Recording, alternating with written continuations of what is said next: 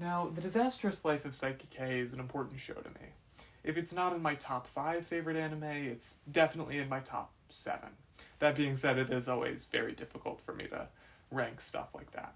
The show is about the titular Saiki Kusuo, who is an all-powerful psychic and a high school student.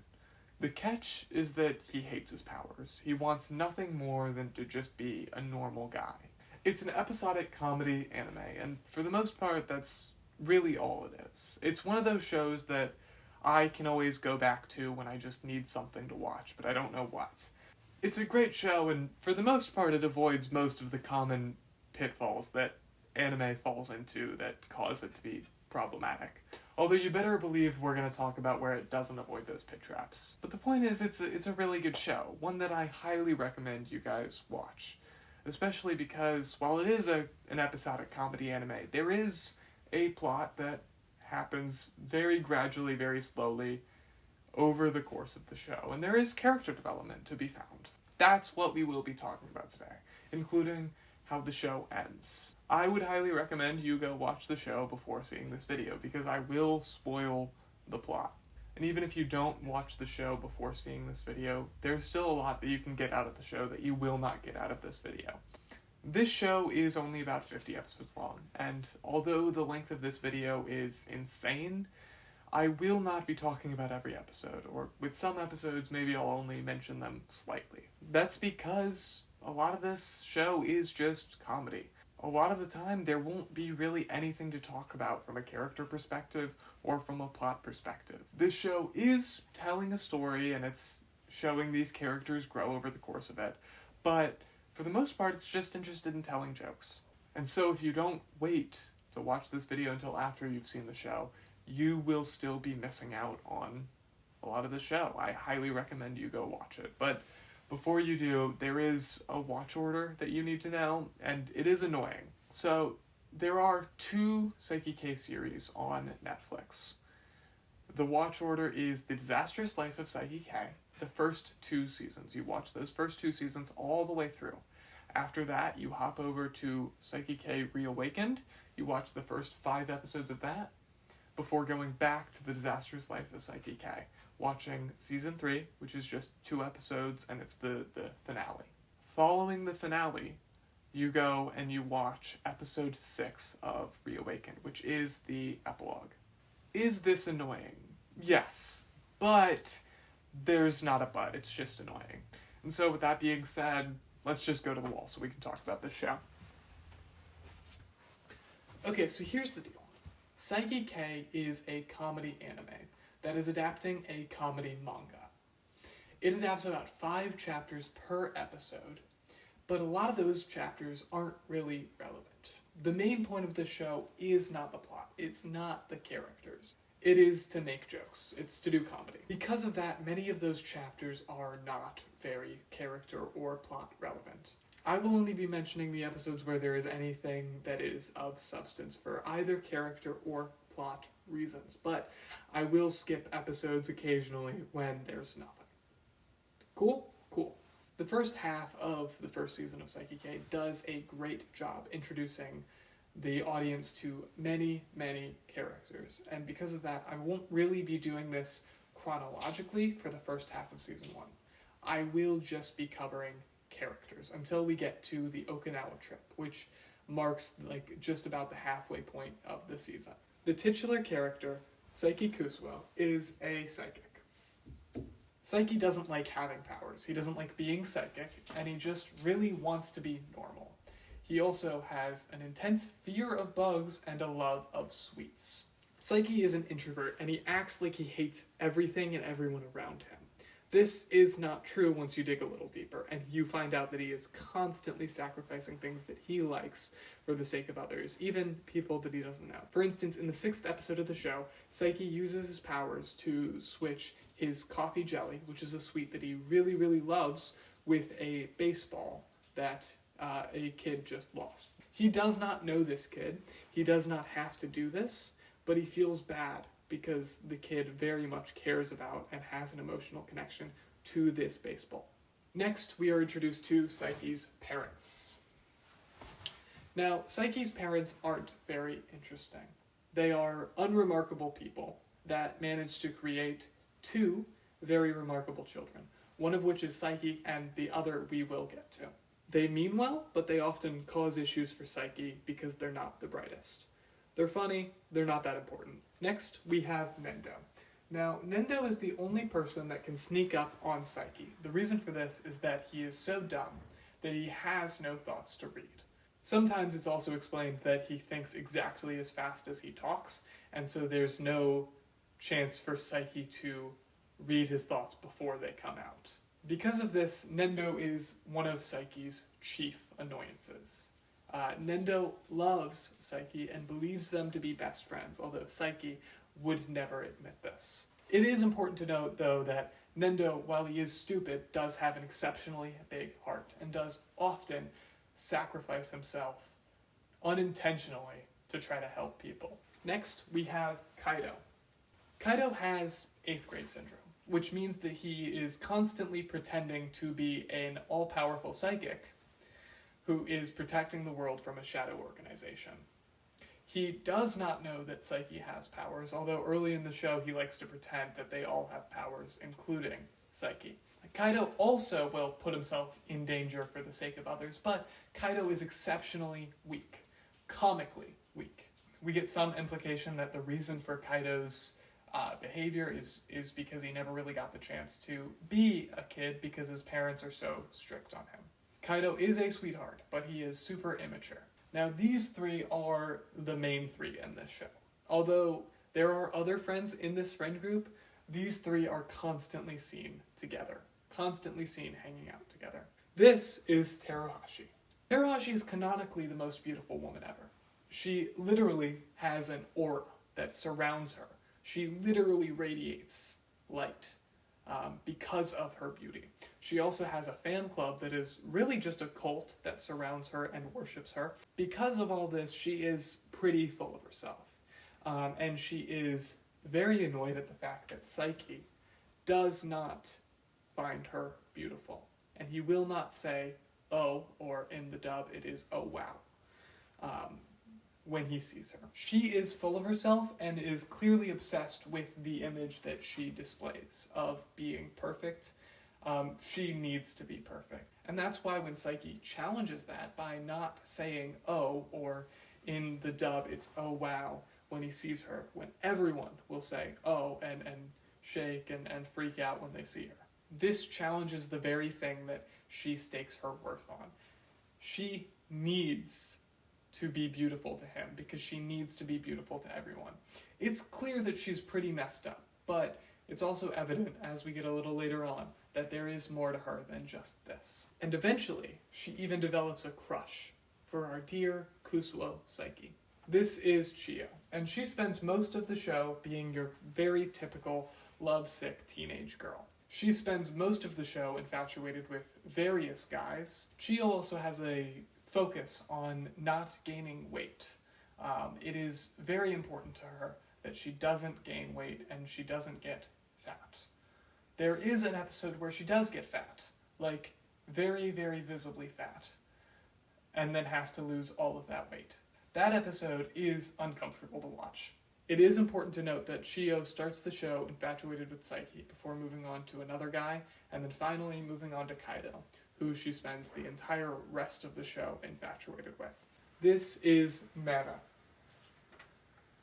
Mara's main joke is that she eats a lot. That is pretty much her entire joke. See, she is poor, and thus doesn't get to eat a lot at home, and so when she can eat, she eats a lot. Beyond that, she doesn't have much going on. Of these 6 characters here, which form like the main group of the show, at least for this part of the show, she is far and away the least developed, the least deep. And the second least deep is probably Chiyo. And I think that this is an overall problem that most anime have, which is a lack of development of the female characters. I will say that although the fat jokes or the eating jokes can be uncomfortable, I tend to try to give it a pass because it does appear that the show is making fun of those tropes that are common in anime. It isn't saying, look at how funny it is that this girl eats. It's making a joke about how common that trope is in anime. In a very similar way, while Chio doesn't have much depth, although she does have some, she doesn't have much depth beyond just being the very typical teenage girl. That is because they are doing a satire on the typical teenage girl character in anime. That doesn't fully excuse it, as it's noticeable when you have 3 developed characters, 1 sort of developed character, and then 2 just completely undeveloped characters in your main group. It's frustrating to watch. But that is the biggest and really the only problem that I have with this show is these 2 characters. But hey, speaking of typical anime humor, let's get to the classic pervy character. This is Teritsuka, and he is the first character, other than family members, that finds out that Saiki is psychic. This is because Teritsuka has his own powers. He is a spirit medium. He can see ghosts, and those ghosts told him that Saiki is a psychic. So Saiki didn't even tell him, he just found out on his own. Don't worry, he's not the only pervy character, because there's one more that is a legitimate problem. Teritsuka and one other character that we are going to get to soon are perverts. Most of their jokes are centered around them being attracted to women, and being gross about their attraction to women. This is often uncomfortable, and for many, this is probably a deal breaker. This is a problem in anime, period. Even the most popular anime have these characters. Jiraiya in Naruto, Sanji in One Piece. It's a very common issue in anime. I will say though, Teritsuka is never treated like a good person. He is always treated like a crappy person. Saiki can't stand him, but it's not in the same way that he can't stand these guys, because it's evident that he's pretending with these guys. He only talks to this guy when he needs to. Teritsuka is never treated by the show as anything other than a crappy person. There is some teasing that he could learn something, but even when he does good, usually he does good for selfish reasons or for the sake of not wanting to anger Saiki, because he knows that Saiki's going to get him. Doesn't make it completely acceptable, but it does help somewhat excuse it and make it more bearable to watch. We're laughing at him, not with him. And this is Hiro. Hiro is a very over-the-top character. He is super sports anime. He is so motivated to do anything and try his best constantly. He's also able to just about motivate anyone to do anything. The only thing that really ever seems to get him is the fact that Nendo is able to beat him in sports and other physical activities without really trying. For those of you that have seen Naruto, think Rock Lee, think Might Guy, that kind of vibe. That's what you get with him. He's funny and he's definitely important, but I would not put him on the same level as these guys, at least not yet. But hey, time for the worst character in this entire show. This is Teruhashi's brother. I do not and will not remember his name, because he sucks. He is very into his younger sister, Teruhashi. It's creepy, it's gross, Saiki hates him, Teruhashi hates him, everyone hates him. But once again, we are laughing at him, we aren't laughing with him. Yes, it is uncomfortable, and it would likely be better if the show did not have him. But they never glorify it. None of the characters, except for one, which we'll get to, actually like him. Which is justified because he calls his little sister his future wife. We don't ever get to meet their parents, but it's clear that whatever they did, they screwed up, because they have 2 kids that turned out like this. This guy sucks, he's bad, we don't like him. That's all the characters that really matter for this first section of season 1. But before we get into the Okinawa trip, which is the first arc in the show, I will say there is one more important thing to notice. Fairly early on, Saiki finds a germanium ring, which when he puts it on, it blocks all telepathy, so he can no longer hear the thoughts of those around him. He uses this a couple times in this first half of season 1 to get some peace and quiet, to go to the movies, typical stuff. But I wonder if this will ever be relevant in the future. It definitely will be, that's why I'm bringing it up. And now we get to what is really our first actual arc of connected episodes. Saiki and his class are going on a field trip to Okinawa. So the arc starts off and Saiki is not very happy about going. He doesn't really care. He doesn't get the point. He can go to Okinawa at any time and be back instantly because he can teleport. He's also not thrilled about being put in a group with all of these people. Not him, these 6. When the group is broken up because Mata cannot afford a ticket because she's poor, Saiki then makes it certain that he will end up in a group with these people by giving Mata a ticket to go to Okinawa. Yes, Saiki does do this to stop Teruhashi's brother from going on the trip and being weird with Teruhashi, but he still does it. And he could have solved that in any number of ways that didn't require him going on the trip with this group. Then, after that, when they get to the airport, there's a typhoon, and the plane is cancelled. They will not be going to Okinawa. But Saiki feels bad. Saiki feels bad about how bummed out all of his classmates are. And so, he stops the typhoon single-handedly. Then, he helps out Kaido and Takahashi with their respective ailments as they are aboard the plane to ensure that the plane reaches its destination. Who is Takahashi? He's not important. I promise you. He doesn't matter. He doesn't. Then the plane malfunctions, and so Saiki flies the plane himself, like going full Superman, going under it and flying it. By doing all of this, Saiki is using his powers an extreme amount, and he is getting exhausted. He didn't have to do any of this, but he did it so that his friends can go to Okinawa, which he should not care about if you take what he says literally. He's hiding it behind a guise of selfishness or laziness, but that doesn't make sense. If he was truly selfish in his ambition, in his motivation, he would simply not do any of this. If he was truly lazy, he would simply not do any of this. Saiki is not the person that he claims to be, and we see it even as early as this. After this, Saiki is so exhausted that he takes a nap on the beach. It is while taking this nap that Teruhashi finds him, and she removes one of his limiters. You will notice that on either side of Saiki's head, he has antennae sticking out. These antennae are limiters, designed to help him control his powers. See, as Saiki got older, his powers just got stronger and stronger, and so, as a precaution, he started wearing those limiters to help him control his powers. But now that one's removed, he doesn't have as good of control over his powers. And this is dangerous. It is so dangerous that while he's asleep, he accidentally teleports the entire hotel to the middle of the ocean. Luckily, Toritsuka finds him and wakes him up, and he is able to put it back. But that doesn't stop the fact that he did fully teleport an entire hotel filled with all of the people in it into the middle of the ocean. This was dangerous. To make matters worse, Teruhashi has his limiter still. So until he gets it back, he will not have nearly as good of control over his powers. He has to go find her and figure out some way of getting it back without revealing his powers. But as he uses clairvoyance to peer into where she is, he discovers that she's currently being attacked by a bear.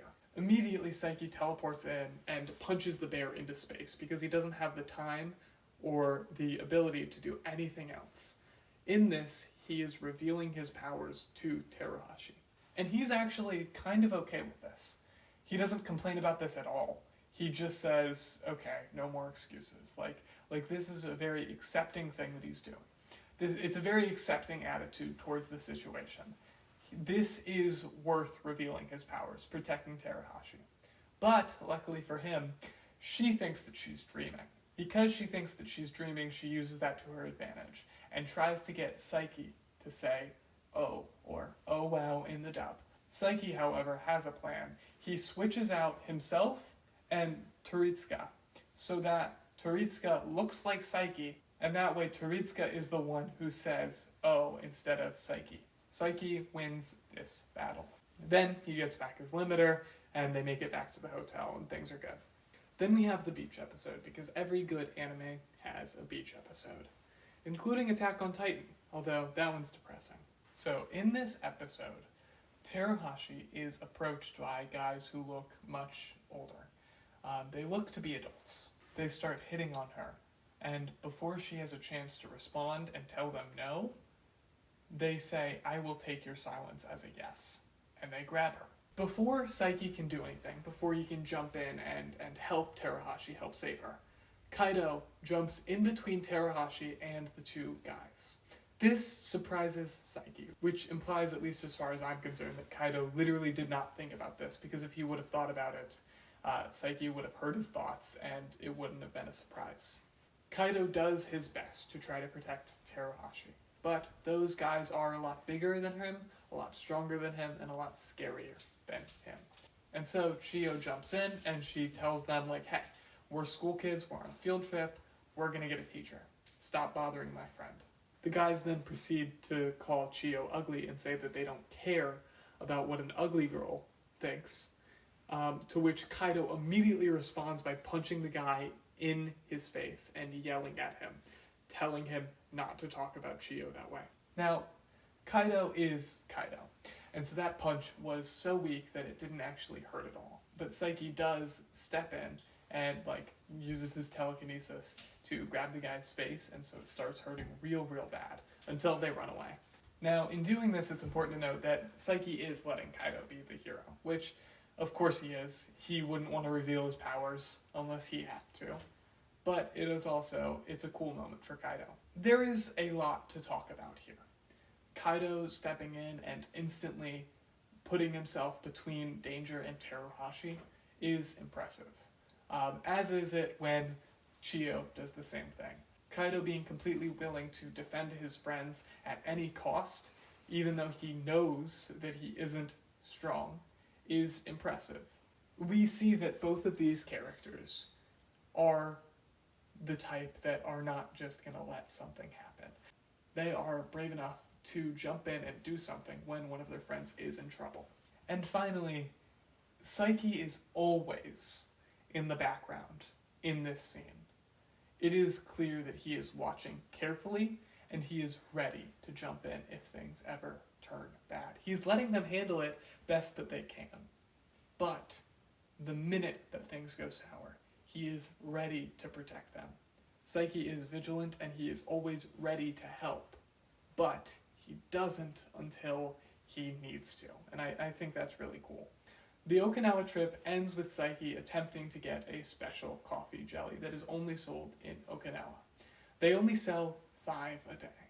So as long as Saiki can get there quick enough, he can get it.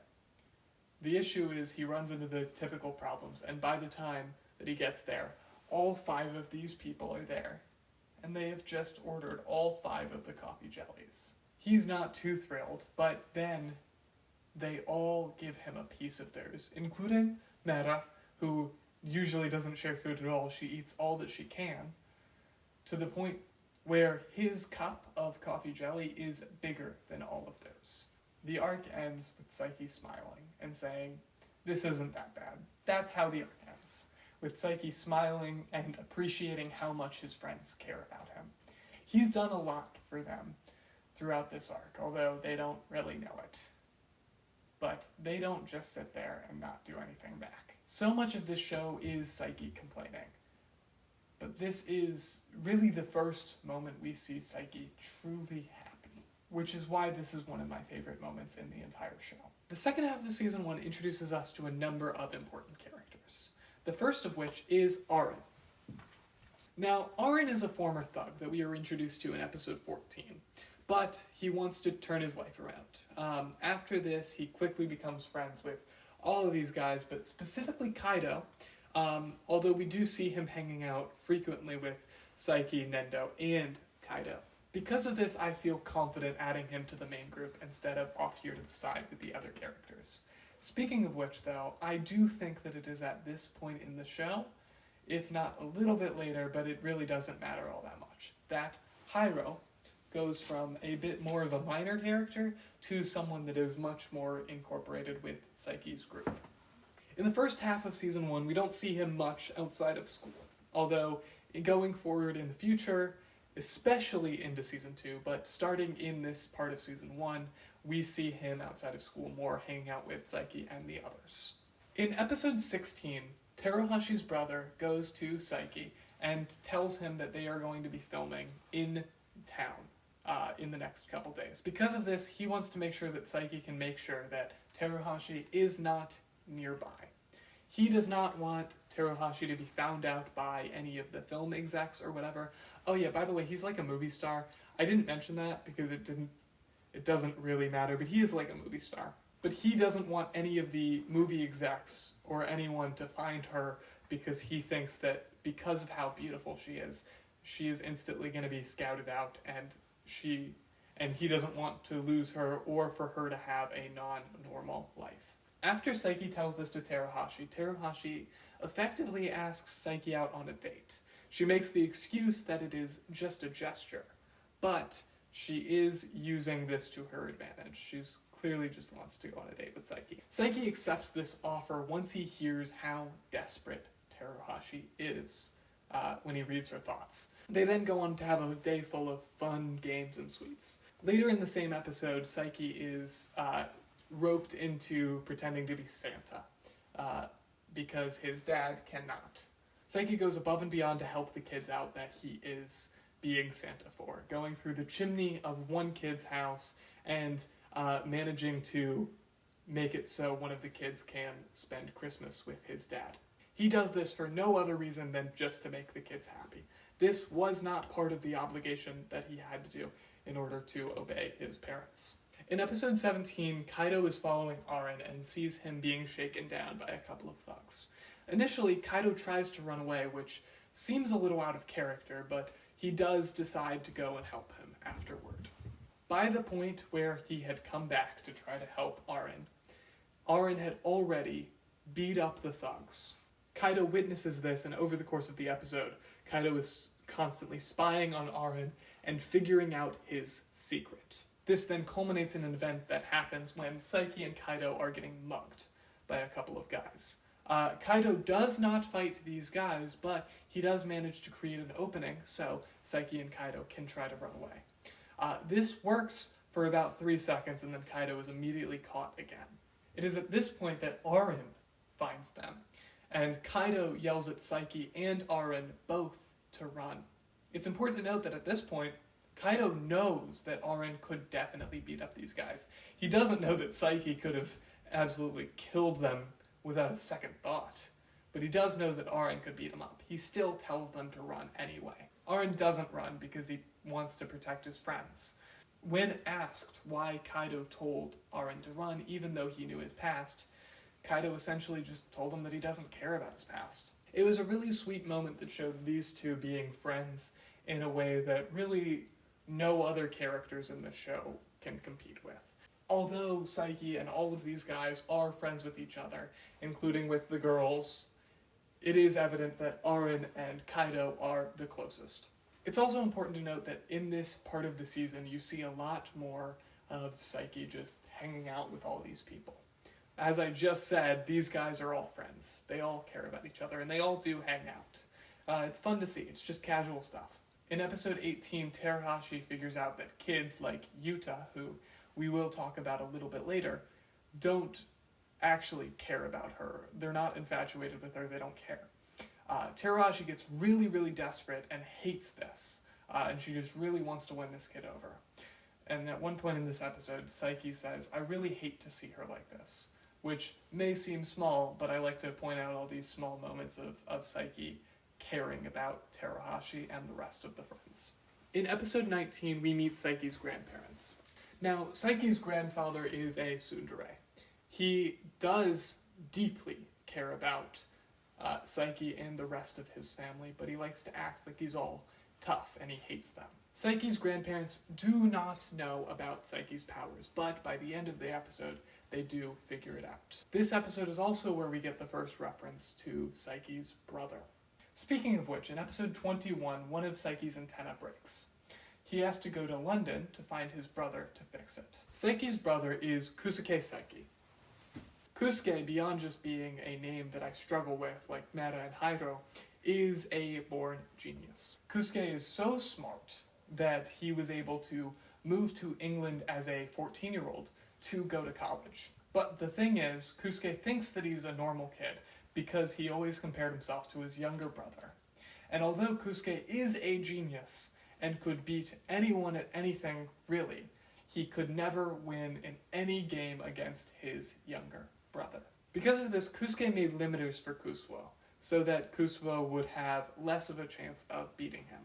In the end, this didn't work, and Kusuke is still salty about it. Kusuke is Kusuo's main rival throughout the show, and arguably its main antagonist as well. Kusuke has managed to find ways of combating Kusuo's powers using technology, such as his telepathy blocker, which he is currently wearing, that makes it so Saiki cannot read his thoughts. In episode 21, when Kusuke is introduced, him and Kusuo do have a competition, all throughout London, where Kusuo has to avoid Kusuke. Kusuo does end up winning, although it was close. In episode 22, Kusuo ends up spending his entire summer vacation with his friends. He complains about it, and he could have just told them no, but he doesn't. Because of that, he books every single day hanging out with them. In episode 23, we have one of those instances of Nendo trying to save a child, but he would have failed and possibly killed himself or the child if not for Saiki's help. In episode 23 of season 1, we are introduced to Metori Saiko.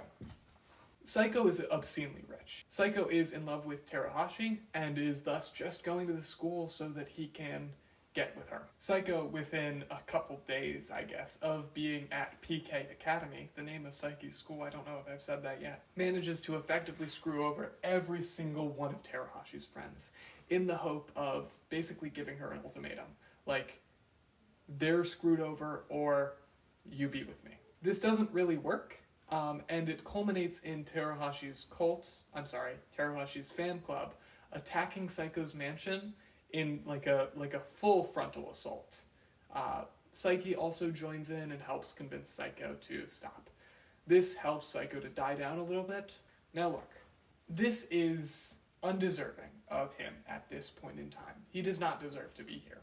He is a complete jerk, and he has done nothing to deserve being on this spot. But I promise you, he does have an arc that is interesting. Okay, when I was filming this video, I forgot to record the Psycho section until later, so I had to put this section where it belongs chronologically, but I didn't record this until like some point in season 2. So everyone make fun of me for my continuity errors. I'm sorry, but you're not going to see Psycho on the wall for a little bit, and then he's going to just suddenly appear again. So continuity error. Make fun of me. Make fun of me. Look, no Psycho. I'm dumb. Make fun of me. Unfortunately, season 1 ends on somewhat mixed terms. Episode 24 includes the aforementioned weight gain episode with Chio. Chio gains a bunch of weight and then has to lose it. She only gains the motivation to lose that weight through self-hate, which is very unfortunate. It isn't funny, and really this is probably the worst storyline, this little section of any episode. But that's not actually where the season ends. That is the first, I believe, or one of the first of the sections of the 24th episode. The last is some of the best of the show. This episode contains some of the most severe whiplash in the show. You go from what is quite possibly and very likely the worst of Saiki K to some of the best of Saiki K. In this episode, all of these guys are trying to throw Saiki a surprise birthday party. What they don't know is they have the wrong day. Who they are actually throwing a surprise party for is Saiki's dad. He never stops them because he recognizes how much effort they put into throwing him this party. What he does do is he hypnotizes them to make it look like his dad is him.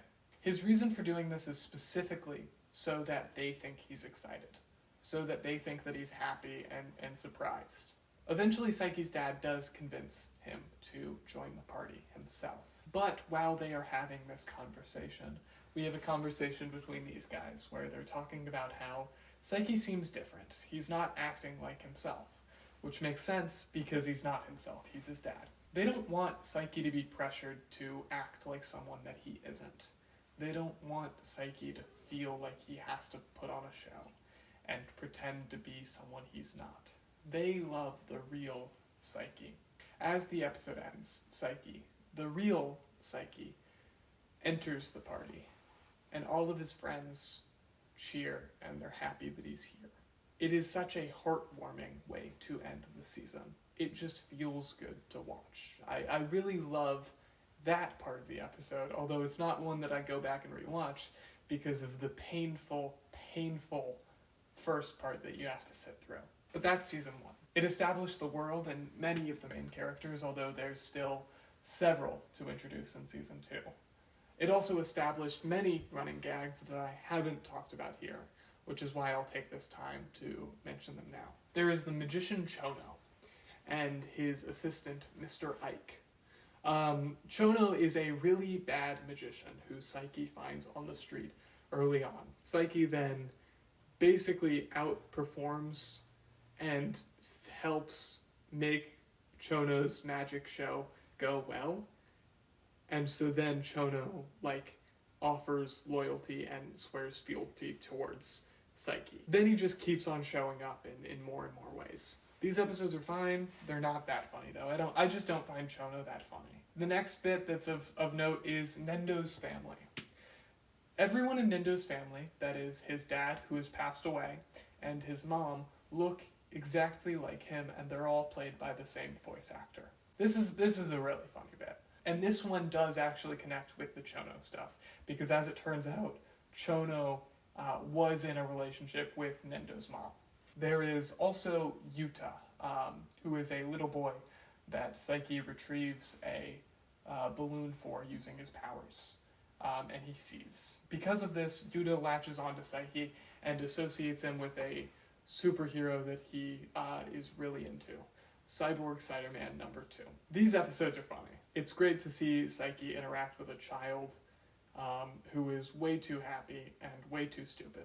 And finally, there's the cat. Early on, Saiki meets a cat named Amp in the dub or Anpu in the sub. These episodes are usually just revolving around how much of a jerk this cat is. I simply will not tolerate this cat slander, because while this guy is a jerk, he is my jerk. But now on to season 2.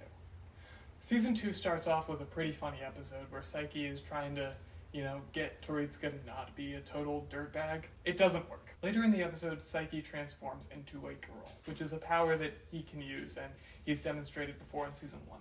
He does this to try to get sweets. While he is in girl form, he ends up encountering Chiyo, Terahashi, and Mera. They see his uniform and assume that he is from their school. Because of this, he is kind of forced to interact with them. This is interesting on its own because we get to see Saiki interacting with them from a different angle, but it all changes when Chiyo forces Terahashi to practice confessing her feelings towards Saiki on girl Saiki, because girl Saiki is a lot like Saiki. It's almost like they're the same person. Saiki gets upset before she's able to finish confessing to him, and he stops her. This is interesting to me. We even see that he is blushing a little bit at this attempted confession before he stops it. And I'm sure you see where this is going, and you have the fairly reasonable question. Am I an adult man who can vote and pay taxes and go to prison, in that order, really going to talk about anime ships and then post it on the internet where it will never go away? And the answer to that is simple. Yeah, but not yet. But anyway, in episode 2, Saiki accidentally time travels and prevents his parents from meeting, thus creating a paradox. Saiki then has to go back in time and try to fix his mistake. This is a fun episode where we get to see a lot of fun alternate timelines. I would check this one out. Boo! Continuity error! Continuity error! Where did he come from? Where'd he go? What's going on? Boo! Boo! Continuity error! Boo! Continuity error! Boo! Bad continuity error! Oh, this is so bad! Oh no! In episode 3, we find out where Kaido got his anti-hero fascination from. It appears to be from an upperclassman who was likely the first person to show Kaido any sort of attention in his life.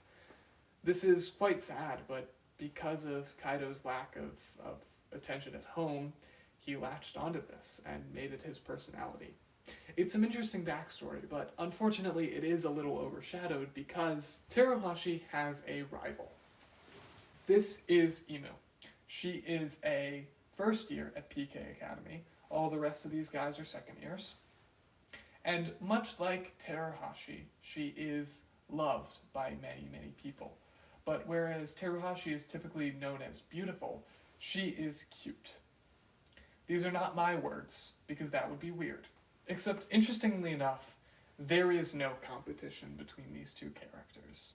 According to the guys at PK Academy, Teruhashi is in an entirely different league than Imu. Now, this is interesting, because I feel like most writers would introduce a character like Imu after having already established a character like Teruhashi and make it some form of rivalry to challenge Teruhashi's opinion of herself. This is not what Saiki does, and I think that's really funny. Teruhashi is canonically the perfect, pretty girl. If Imu went and competed with that, it would challenge that idea, which isn't possible. If Teruhashi is the perfect, pretty girl, there must be no competition from anyone. And yes, while to the guys at PK Academy, Imu is far above most women, Teruhashi is not most women. There's a lot of religious imagery in this episode, which I find quite funny. And Imu even says, "My beauty causes conflict, but hers goes beyond that. It brings people together." And that's true to what we see in this episode. People are fighting over Imu. They are not fighting over Teruhashi. They are working together for her. And I also just want to say, this is the second instance of a major villain in One Piece sharing a name with a character from Saiki with both of these characters. And I just want to say, I don't know who came first as far as the manga is concerned. I'm sure Oda has been planning this for a while, but 2v2, my money's on these guys. In episode 4, Teritsuka does one of his only actually good things in the show and manages to get rid of a ghost that was haunting the school. There isn't a whole lot to say here about that, just, one of the very few instances of Teritsuka being good. Although it seems like the writer didn't do much with this idea, because they find it much funnier for Teritsuka to be punished again and again, and for Teritsuka to deserve it. In episode 5, Imu finds out that Teruhashi has a crush on Saiki, and so she tries to use this to get to Teruhashi. Imu pretends to have a crush on Saiki. She does this to try to steal Saiki from Teruhashi. This seems like it would be something that Saiki would hate, but actually this is exactly what Saiki wants. Not because he has any feelings for Imu, but strictly because he has a plan. Saiki is hoping that if he plays along and starts acting like he likes Imu, Teruhashi will lose interest in him. After that, Imu will lose interest because she doesn't actually care for him. None of this goes to plan. Teruhashi does not give up, and Saiki showing Imu affection actually makes her fall for him for real. Overwhelmed with her feelings, she runs away from him. And the last thing that I want to point out before we get to our next mini arc is just a really funny episode where Saiki is trying to get rid of some back pain. Part of this episode is Saiki's mom stabbing him in the back with an ice pick. So this is the Stranded arc. This is the next mini arc like the Okinawa trip. In this arc, Saiko invites all of these guys onto his cruise, his personal cruise. He does this to try to get close to Teruhashi, but still. There is an issue though. The ship is currently being serviced, which means it won't be fully ready by the time that they set sail. We then hard cut to the entire group being stranded on an island, with Saiki saying, "In retrospect, I should have realized." How did they end up here? Well, we get a flashback to right as they're leaving. Kaido instantly got seasick, which isn't surprising, and he wakes up on the island. But why didn't Saiki help? What happened to the boat? Well, Saiki was seasick. It's really that simple. He was seasick and then he was in bed, and Teruhashi, once again, removed his control device. Because his control device was removed, he essentially destroys the boat and then has to teleport them to a nearby island. Except he doesn't teleport them to a nearby island. He teleports them to an island off the coast of Africa, on the other side of the world. This is bad. it is fun seeing how all of the characters react to being stranded on an island. Mera does something that may be insensitive, but I'm not really sure, and it is funny. She instantly fashions a spear for herself and goes full wild. She finds food for the rest of the group and leaves it to them, but it's all plants and mushrooms and stuff, and they don't want to eat it. And Mera is effectively on her own for most of this arc. Luckily, though, Saiki does buy them food at a store and just pretends that it washed up on shore so they can eat. They decide to make a raft so they can hopefully float away to safety. Saiki helps with this because these guys are not smart enough to make a raft that would actually work. It's important to note that while Saiki is providing them with food, Psycho is unwilling to eat. He refuses to eat poor people food. At first glance, this is just because he's stubborn, and he's a jerk. He's a pompous, rich jerk. But it's a little deeper than that. See, Psycho blames himself for the shipwreck. He knows that the ship was still in maintenance, that it wasn't ready to sail, and so he blames the ship's crashing on himself. Of course, it wasn't really his fault. It was really kind of Terahashi's, but, I mean, really Saiki's. But the fact that it wasn't his fault doesn't stop him from feeling like it was. Eventually, he confesses this to the group, because, of course, while he is refusing to eat, they are trying to get him to eat, because although he's a jerk, he's still a human being and they care about him.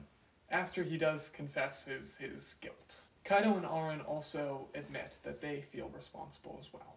They did a lot of the planning for this trip, and so they helped out. Although Psycho did own the ship, they also helped out and they feel responsible too.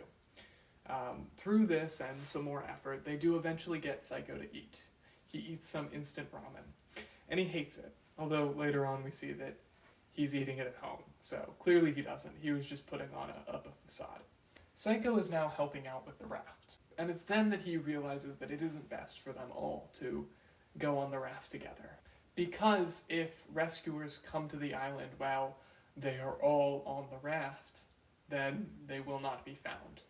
So if help first comes to the raft, they can send help to the island, but if help comes to the island first, they can send help to the raft. This ruined Saiki's plan because he was planning on teleporting them while they were all in the middle of the ocean. After a lot of debating, they decide that the people to go on the raft will be Psycho, Aren, Mera, and Nendo.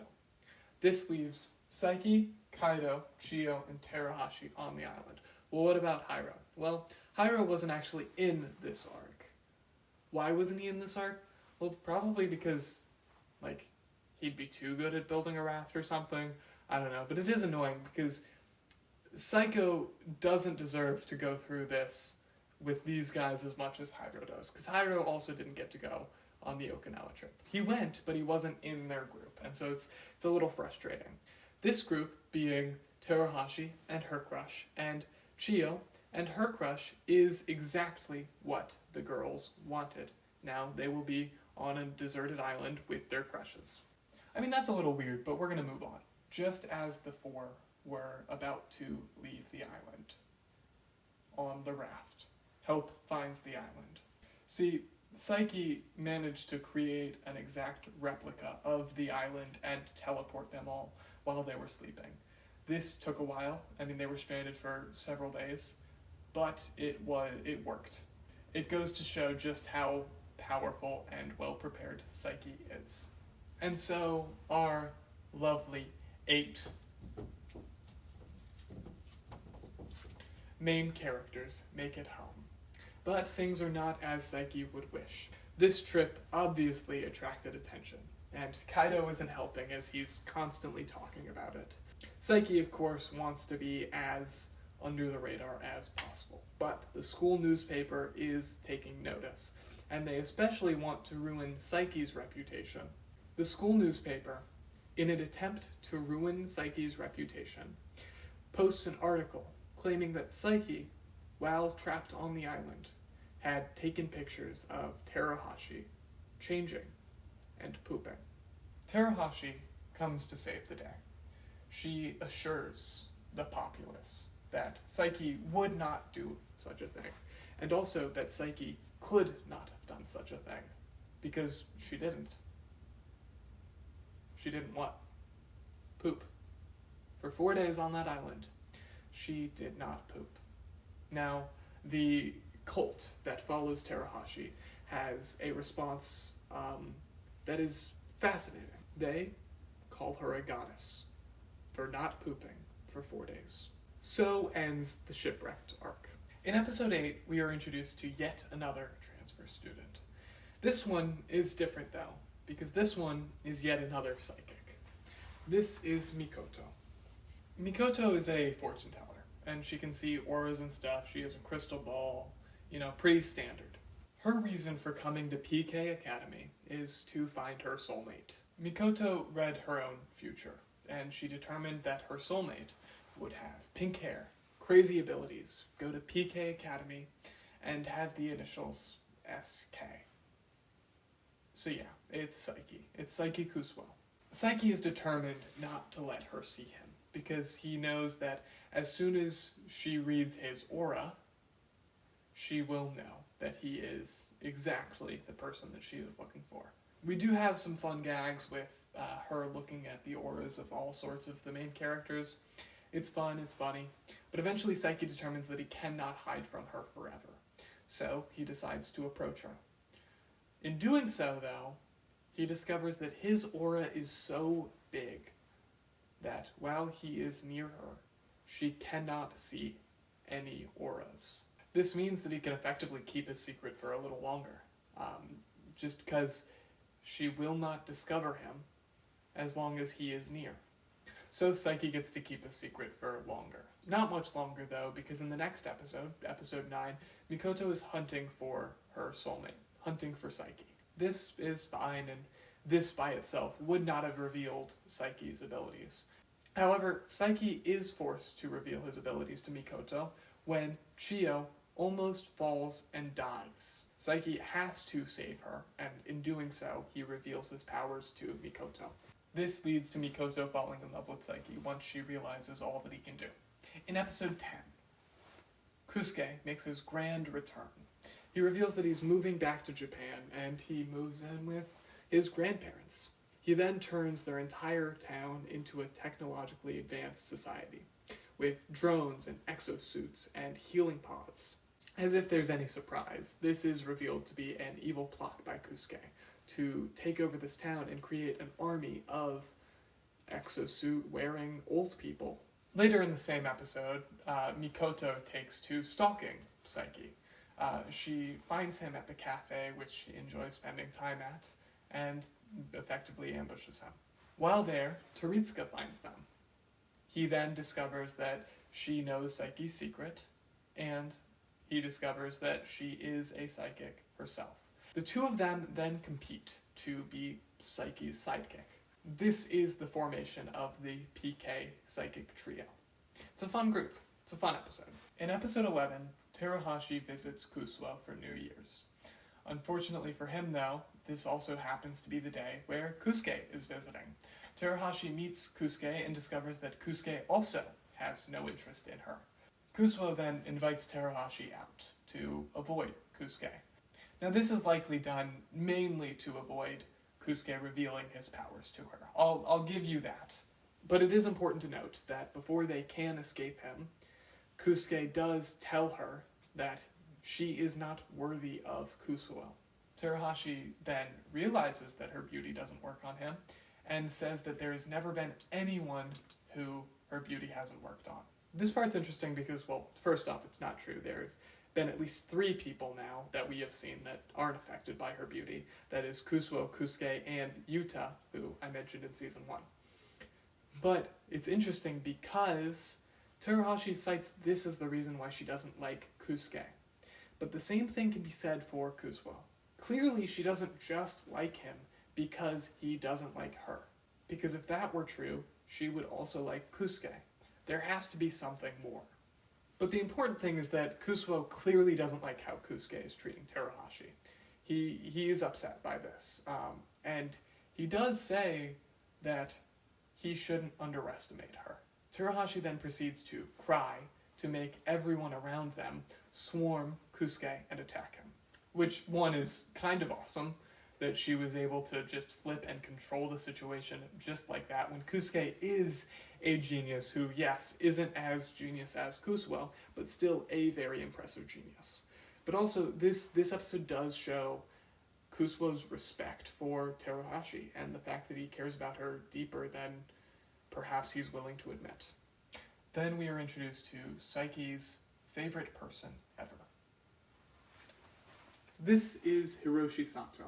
It's a boring name, and he's a boring guy.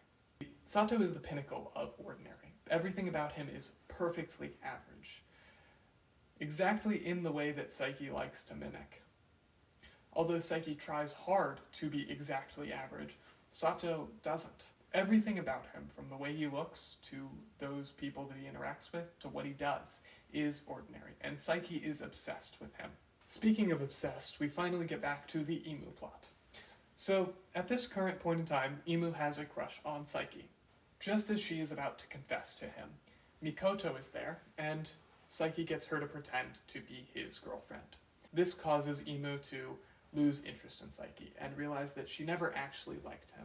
She just liked how he gave her attention. This is going according to Saiki's plan.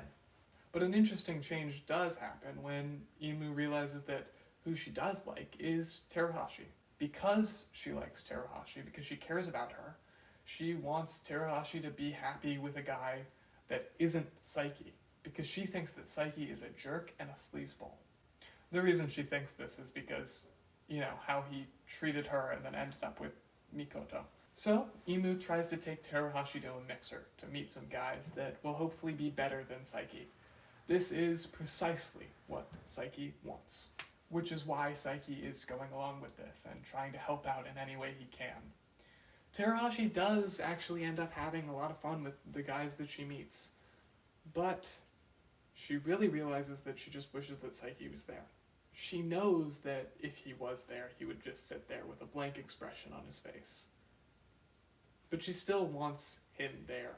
That made Saiki smile. Saiki rarely smiles, but that made him smile. The three guys that were in the mixer with her actually end up stepping outside for a minute. They decide that they're going to do rock, paper, scissors. Whoever wins gets Teruhashi. Well, Saiki jumps in and wins the game of rock, paper, scissors. So, he gets Teruhashi. He says that he won't let any of them have her, and he drags them away. This was a cute episode. I liked it. In episode 13, Mikoto and Saiki have an interesting disagreement.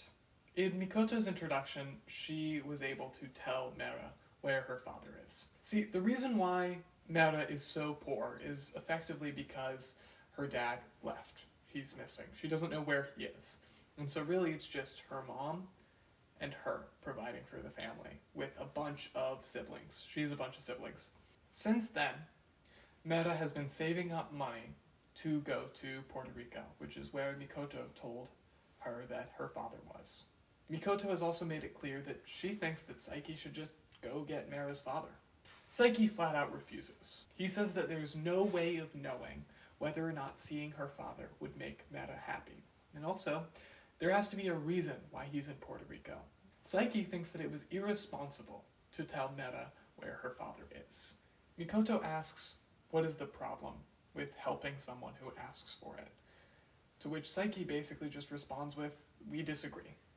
And he leaves, with the final words being, I'm not some superhero. We get sort of a different philosophy here. Mikoto believes that it is her responsibility to help anyone who asks for it, even if it potentially could end poorly for that person. She uses her powers openly and freely to help anyone.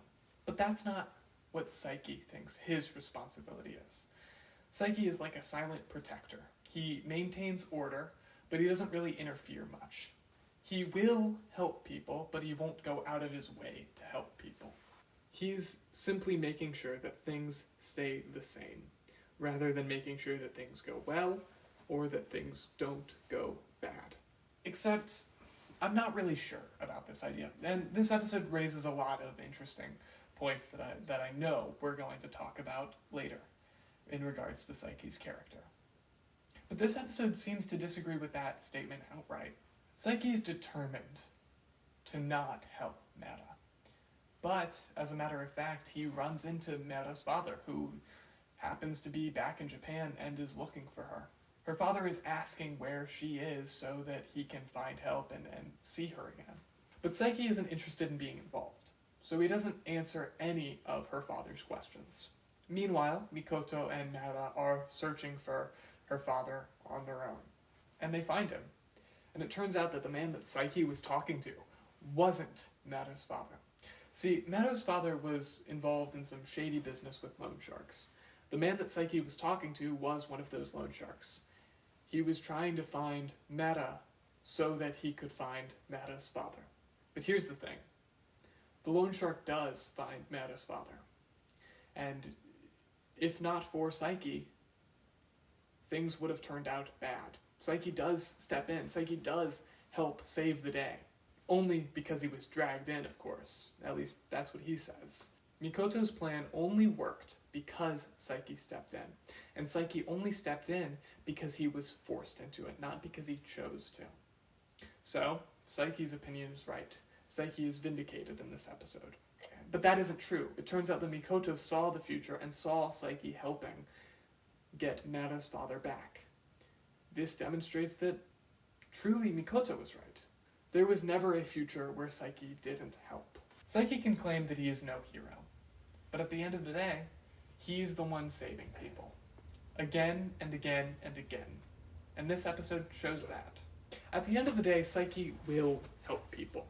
But I don't necessarily think that Mikoto's idea is correct. I don't think that the world would be better if Saiki changed how he does things. I think it would be worse. I think that as a whole, the show proves that Saiki is helping the world precisely in the way that he needs to.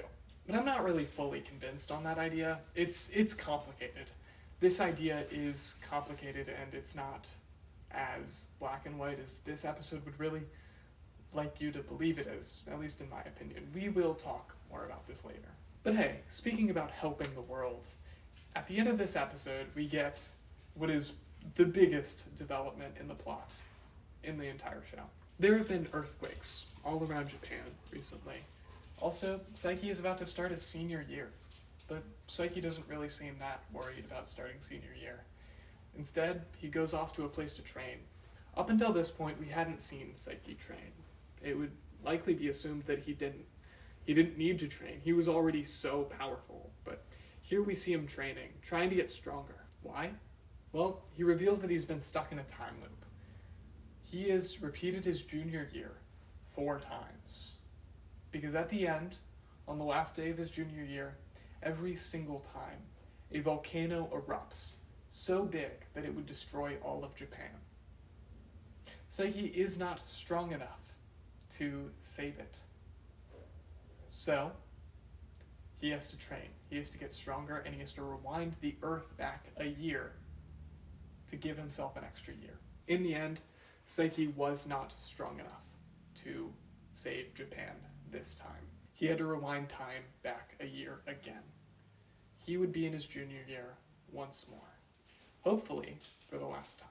In episode 14, we see the 3 of them, Saiki, Toritsuka, and Mikoto, work together to help people using their powers. This is really the first episode where we get to see the PK Psychic Trio in action. And it's just a lot of fun. They stop a runaway train and just do some other stuff. Nothing really groundbreaking, but fun episode, and Saiki once again does say that he doesn't care about helping people with his powers, which is obviously not true, because he was just helping people with his powers. In episode 16, Imu tries to get help from Saiki to try to get her a boyfriend so she can get over Teruhashi. This doesn't really work, but Imu does end up meeting Teruhashi's brother. This means that now, instead of being attracted to Teruhashi, she's attracted to his brother, which doesn't come up often, but, you know, it's a thing. To be fair to Imu, she doesn't know that he's a total creep to his sister.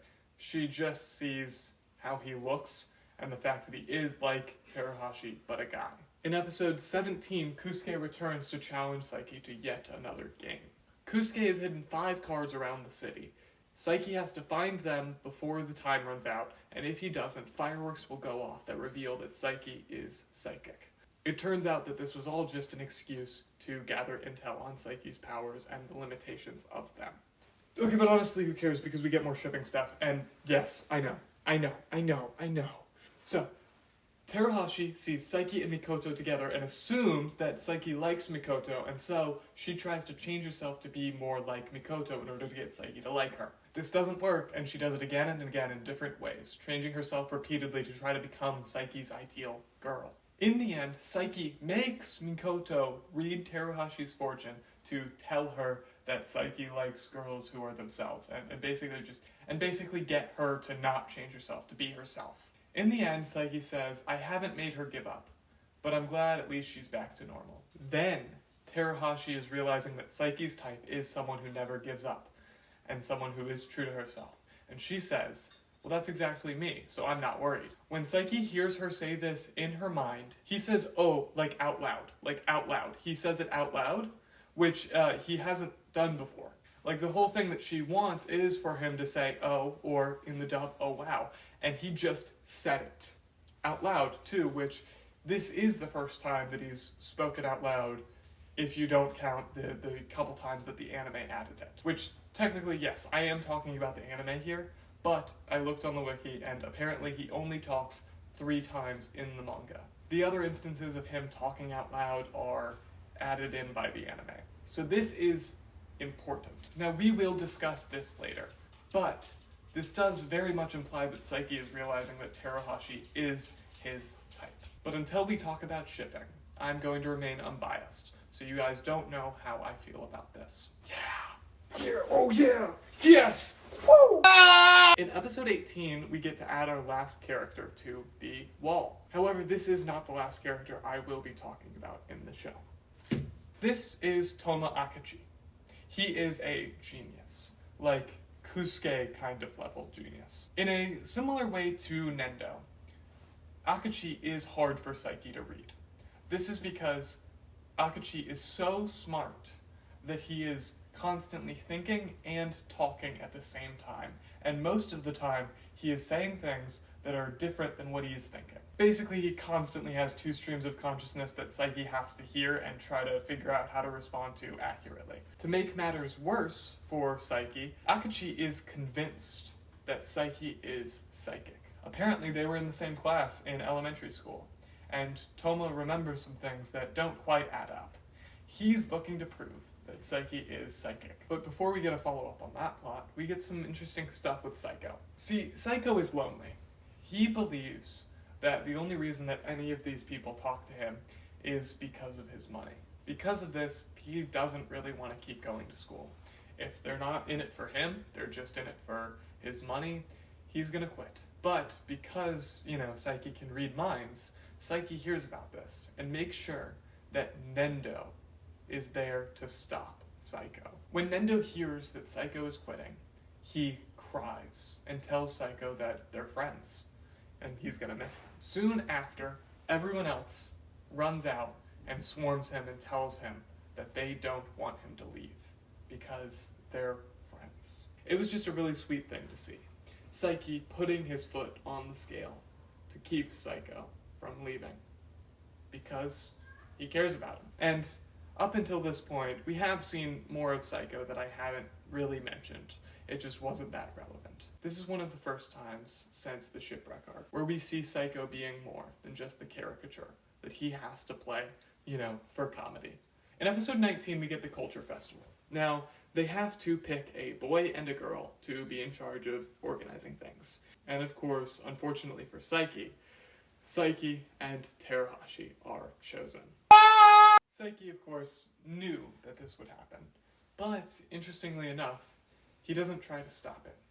The names were drawn. This is a method that we have seen Saiki be able to cheat before. He did it during the Okinawa trip, but he didn't do it here. He was content to leave it up to chance. Terahashi plans to manipulate the situation by performing a play and making Saiki fall for her during that play. They plan to do a modern retelling of Urashima Taro. I think I pronounced that right, but I'm not really sure. If I mispronounced that, please let me know. I'm sorry. Urashimataro is an old Japanese fairy tale, and I don't really need to get into the plot of the play itself, but it is important to note that because they choose this play, we get to see what is probably Hiro's funniest moment in the entire show, which is simply Hiro being in a giant turtle costume and crawling on the floor. I would highly recommend watching this episode just for that. With help from Psycho, they're able to afford really, really good costumes. But Psycho has also paid them all off so he can be the lead. This kind of ruins it, and so the plan that they come up with as a class is to try to trick Psycho, so that he can't pull out in time to ruin the play by, taking all his money away. This doesn't work, of course, leaving the class costumeless just before the play. They scramble together and try their best to make costumes from scratch, but the lack of costumes nearly ruins the play. That is until Teruhashi comes on stage. Using her beauty as an excuse, Saiki hypnotizes the entire audience so that they are convinced that her beauty is making the performance appear professional.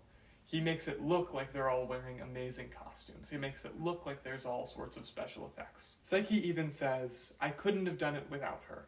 I'm an organizer, so I have to do this much. I hand it to you. With your powers and mine, we can't fail. We're invincible."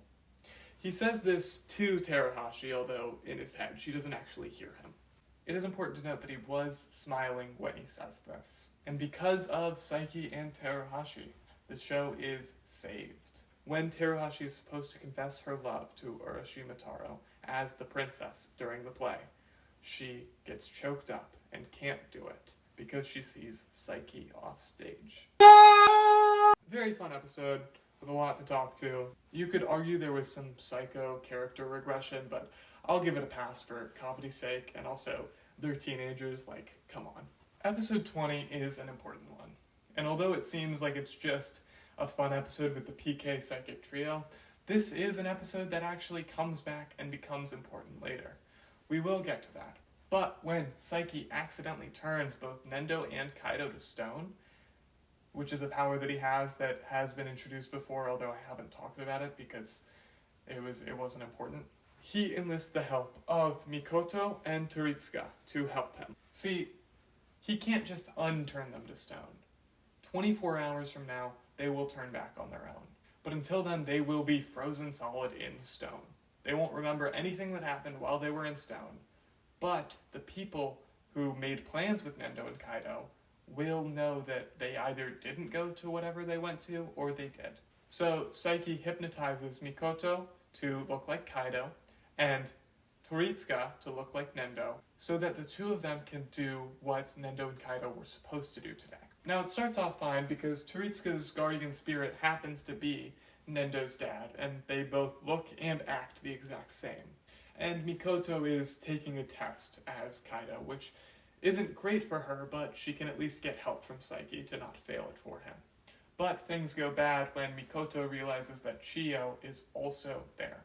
See, I haven't really brought this up because it hasn't been important, but Mikoto and Chiyo are friends. Chiyo is really into fortune telling and that kind of stuff, so she will often get her fortune read by Mikoto. But it also happens that Chiyo likes Kaido, who Mikoto looks like right now. Turitsuka is also struggling because he has to spend a day with Chono, which, while starts off fine, it turns out that Chono invited a fellow magician friend of his. And this magician happens to be a very attractive woman. And as we've established, Turitsuka is a pervert. So Mikoto is struggling to be around Chiyo and act like Kaido, and Turitsuka is struggling to be a normal human being around a woman who is attractive. They do get through it with the help of Saiki, but barely. Also in episode 20, something weird happens. So in this mini-sode, the very last one of this episode, it is all silent. There is no dialogue except for the very end.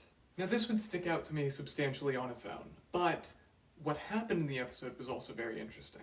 This episode takes place on New Year's, and Saiki is using his telepathy blocking ring. So he has no access to telepathy, but he has all his other powers.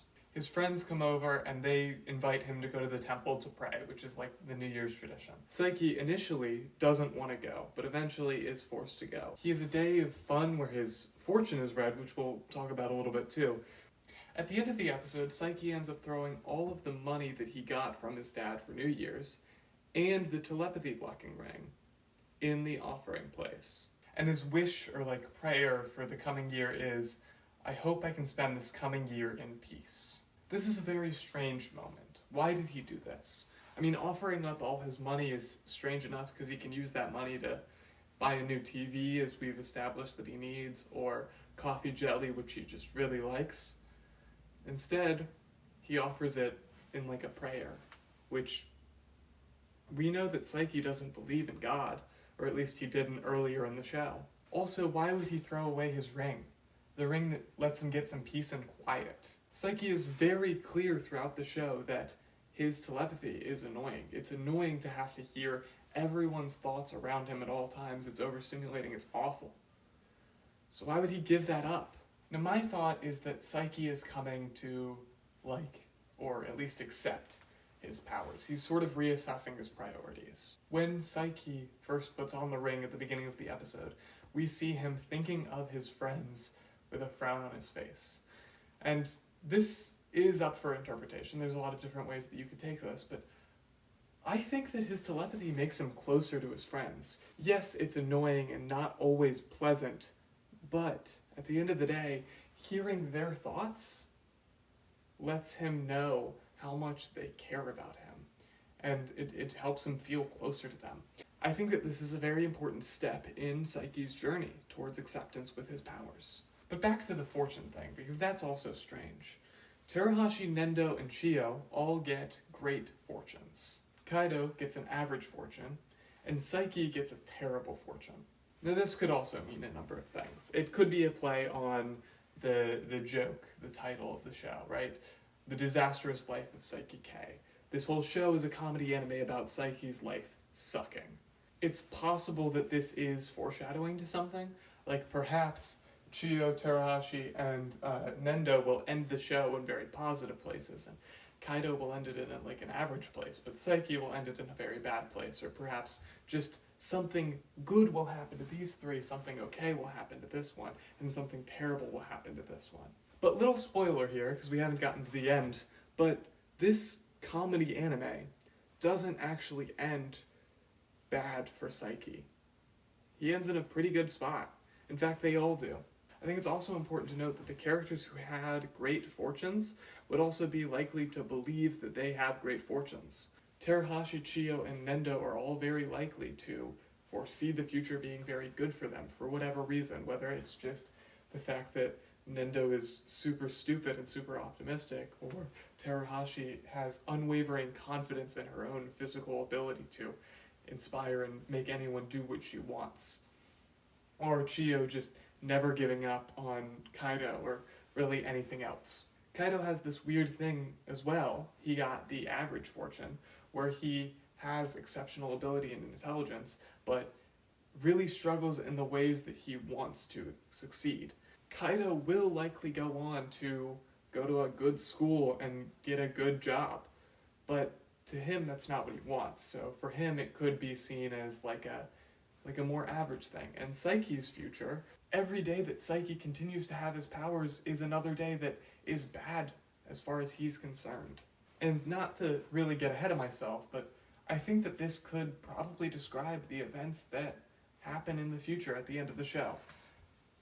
Current Saiki would likely see those as terrible, those as bad, but the Saiki in the future wouldn't. I think it's possible that this is a perspective thing, that the fortunes are respective of how the characters see their own perspective futures. And like I said, there's multiple interpretations that this can have, and I'd love to hear yours, but I've also thought about the idea, and I'm not really a big fan of this one, the idea that the fortune was sort of self-fulfilling and only really mattered in this episode. That the terrible fortune in question was the giving up the money and the ring, which would be bad for Saiki, but Saiki did it to try to prevent this terrible fortune. Saiki's wish was for a peaceful year, but he would only wish for a peaceful year because of the bad fortune. But because he wished for a peaceful year, he gave up the ring and the money that could give him some sense of peace. I don't really like this idea, but I think it's possible. It just seems a little wonky and unfulfilling for Saiki's character. But I'd love to hear any of your thoughts down below. My interpretation of the fortune thing is not really set in stone, but I do think that Saiki, going into this episode, knew that he wanted to give up the money and give up the ring. In a way that I can't fully tell you, it just appeared to me like that was where Saiki's heart was at. That this was a final test to see if he actually liked wearing that ring, or if it made him feel alone. I just think that this is something that Saiki was thinking about beforehand, and he wanted one final test before he fully did it. And he decided that this day with his friends would have been more enjoyable if he was able to read their minds. Again, I'm not entirely sure. I'd love to hear your guys' interpretation on this. In episode 21, something a little bit fun happens. So, Saiki's grandparents are coming to visit Saiki, but on the way, the two of them get separated from each other, and Saiki's grandfather finds Teruhashi, and Saiki's grandmother finds Mikoto.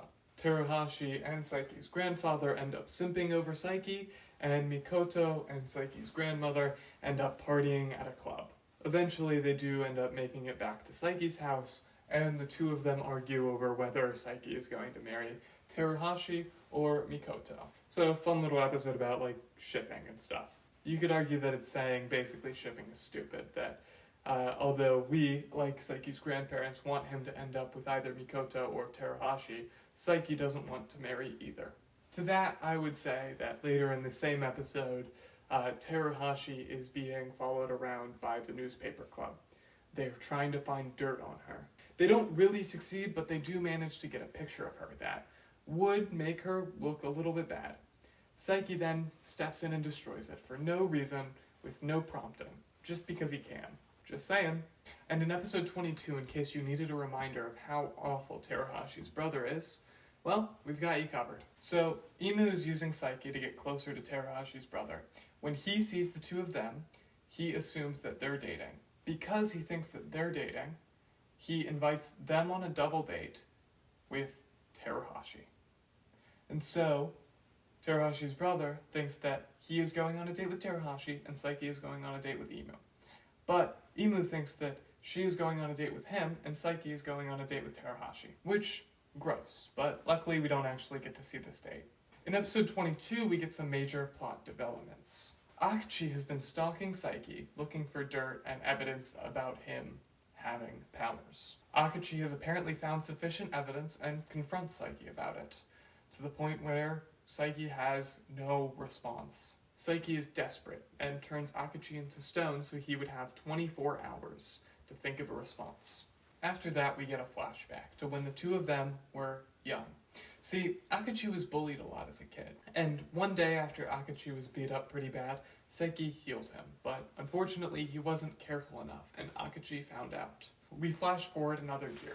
Akachi is still insistent that Saiki has powers, but he's also still bullied a lot. Saiki does feel bad for him, and one day when Saiki walks in on Akachi being beat up relentlessly by a couple of older boys, he blacks out, and the next thing that he knows, he had beat up all of them. Saiki doesn't want to get found out, so he erases all of their memories, including Akachi's, and things appear to have fixed themselves.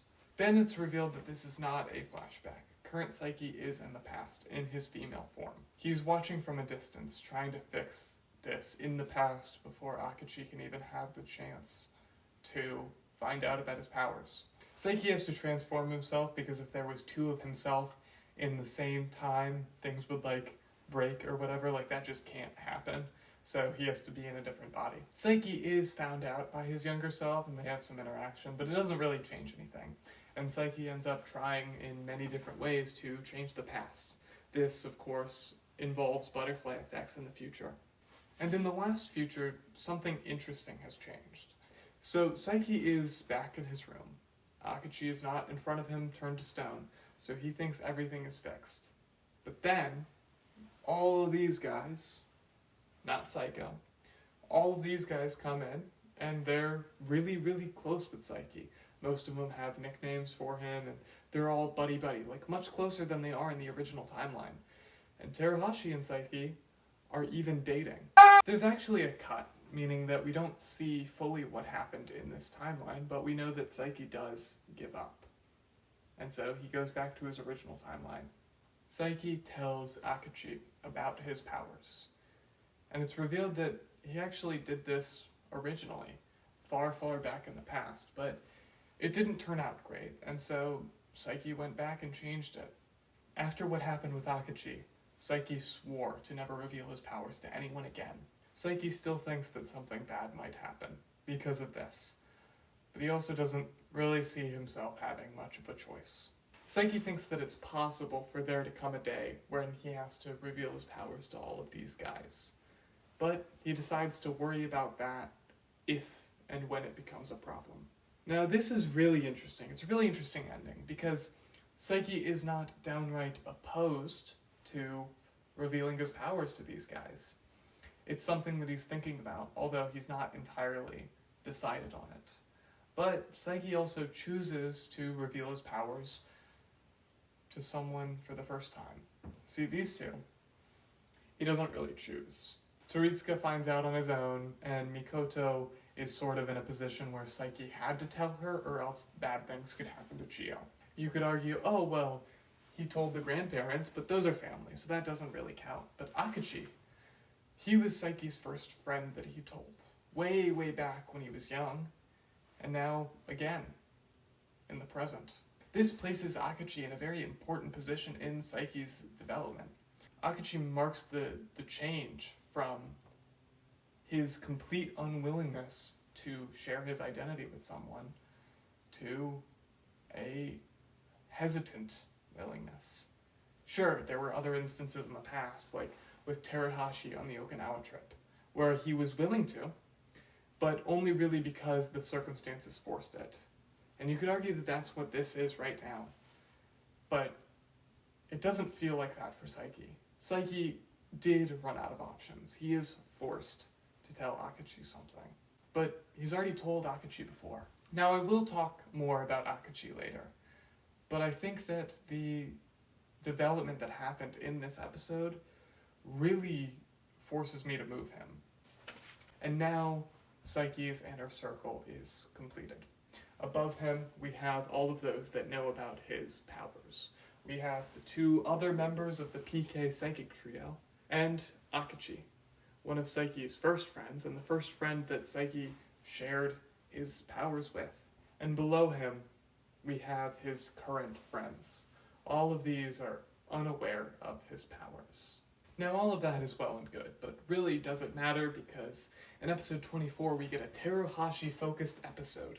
Terahashi is essentially, because of the circumstances, challenged to memorize everyone's names and everything about them. This serves to demonstrate to them that she cares about them specifically, what they do, what they're good at, and everything about them. This is all part of her image as the perfect pretty girl. But pretty soon, things escalate because comedy, and she's memorizing blood types. This whole time we're getting internal monologue from Saiki as he is saying very supportive things to Terahashi, like, she sure is something, or good job Terahashi, you did well to memorize everyone. But as things escalate, Saiki's attitude changes a bit. He's seeing what this is doing to her, and although he started off supportive and impressed that she would go this far and even be able to do this, he knows that she didn't sleep last night because she was too busy memorizing, and it's having a toll on her mental and physical health. This culminates in a moment where, in the middle of the hallway, surrounded by guys on all sides, memorizing and reciting their names and everything about them that she can, she passes out. And not one of them catches her or even moves to catch her. But you know who does? Saiki. Saiki carries Terahashi to the nurse, and eventually she wakes up, and all of the guys tell her about how Saiki carried her to the nurse, and she immediately leaves. One of the guys tries to stop her and ask her something about himself, so that she can demonstrate that she knows everything about him. And with a smile, she simply says, "Sorry, I forgot," and continues going to try to thank Saiki. Let me be clear here. Terahashi is clearly choosing Saiki over her image. Yes, we have seen instances of her sort of doing something similar in the past, and yes, even doing something that you could call giving up her image for Saiki. But this is in a different tier for me. Because in this episode, we not only see her do that, but we also see how far she is willing to go for her image. Terahashi's image is already perfect. She doesn't need to go through all the effort to improve it by spending hours and hours memorizing random guys at her school. And we see in the end of the episode, and you could argue that this undermines my point, but we see at the end of the episode that when she just says, "Sorry, I forgot," this doesn't change anything in the way that these guys see her. They already worship her. She's going above and beyond for the sake of her image, just so she can improve her image a little bit more. Just a little bit more. If she can just be liked a little bit more loved, a little bit more perfect, that's what she wants. And yet the same thing that she was willing to do for hours and hours and neglect sleep and her own body for, she's willing to give up for Saiki. Is that the healthiest? No, nothing Terahashi does is very healthy, because Terahashi clearly wasn't raised right and doesn't know how to exist as a human being. But this is crucial development for her. Other instances of her doing something similar, she was the whole time kind of putting one step back, right? She was saying, "Oh, I'm doing this, but I'm doing it out of charity." When she invited Saiki on a date, or when she chose to volunteer to be a part of their group for the Okinawa trip, it was both times seen as like an act of charity, right? It was not a date. She was just saying thank you, or they were thank you chocolates in that one episode. Or during the Okinawa trip, she was just defending these people that were being insulted. But here there's no hint of that. Here it's just, I need to say thank you to him. And it's not like a selfish, I want to seem like I'm great for saying thank you to this guy. It is, I am grateful to this guy. I mean, look, Terahashi is showing development here. It's subtle, and it's a comedy anime, so it's not very much. Am I making a bigger deal out of this than is probably necessary?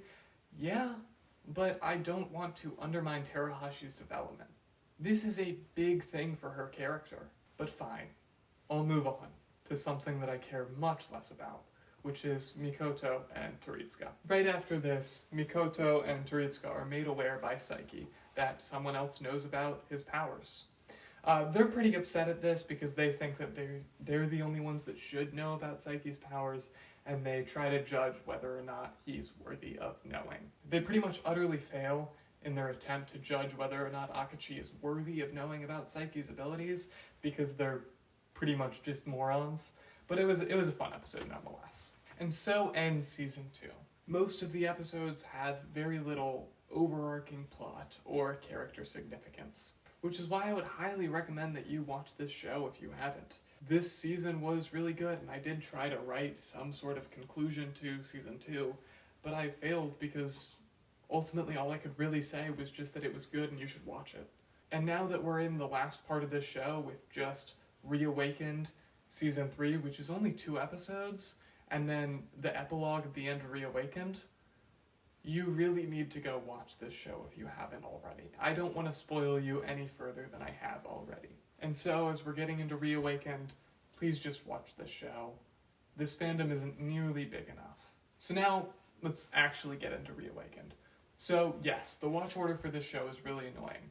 You watch the first 2 seasons of the show, you watch the first 5 episodes of Reawakened, you watch season 3, which, like I said, is only 2 episodes, and then you watch the final episode of Reawakened. This is really annoying. And one of the most annoying things about it is the fact that Reawakened is mostly just content that got cut from the show. It ranges from really, really early in the timeline of the show to all the way near the end. So the characters that appear in this series are going to be very varied depending on where in the timeline this technically takes place. Now, the first 3 episodes of Reawakened aren't really anything important. They're funny and they're good, and I would recommend you watch them if you're watching through this show. Obviously, don't just skip it. But there is a reason why they didn't adapt these episodes into the anime, and it's because they didn't feel like they needed to at the time. But in episode 4, we are introduced to our final transfer student. Now, I did not print out a picture of her, because she is such a minor character that she only appears in Reawakened, and so I really didn't feel like it was necessary. But she's still a fun character regardless, and so I'm going to talk about her. This transfer student's name is He, and she is incredibly unlucky.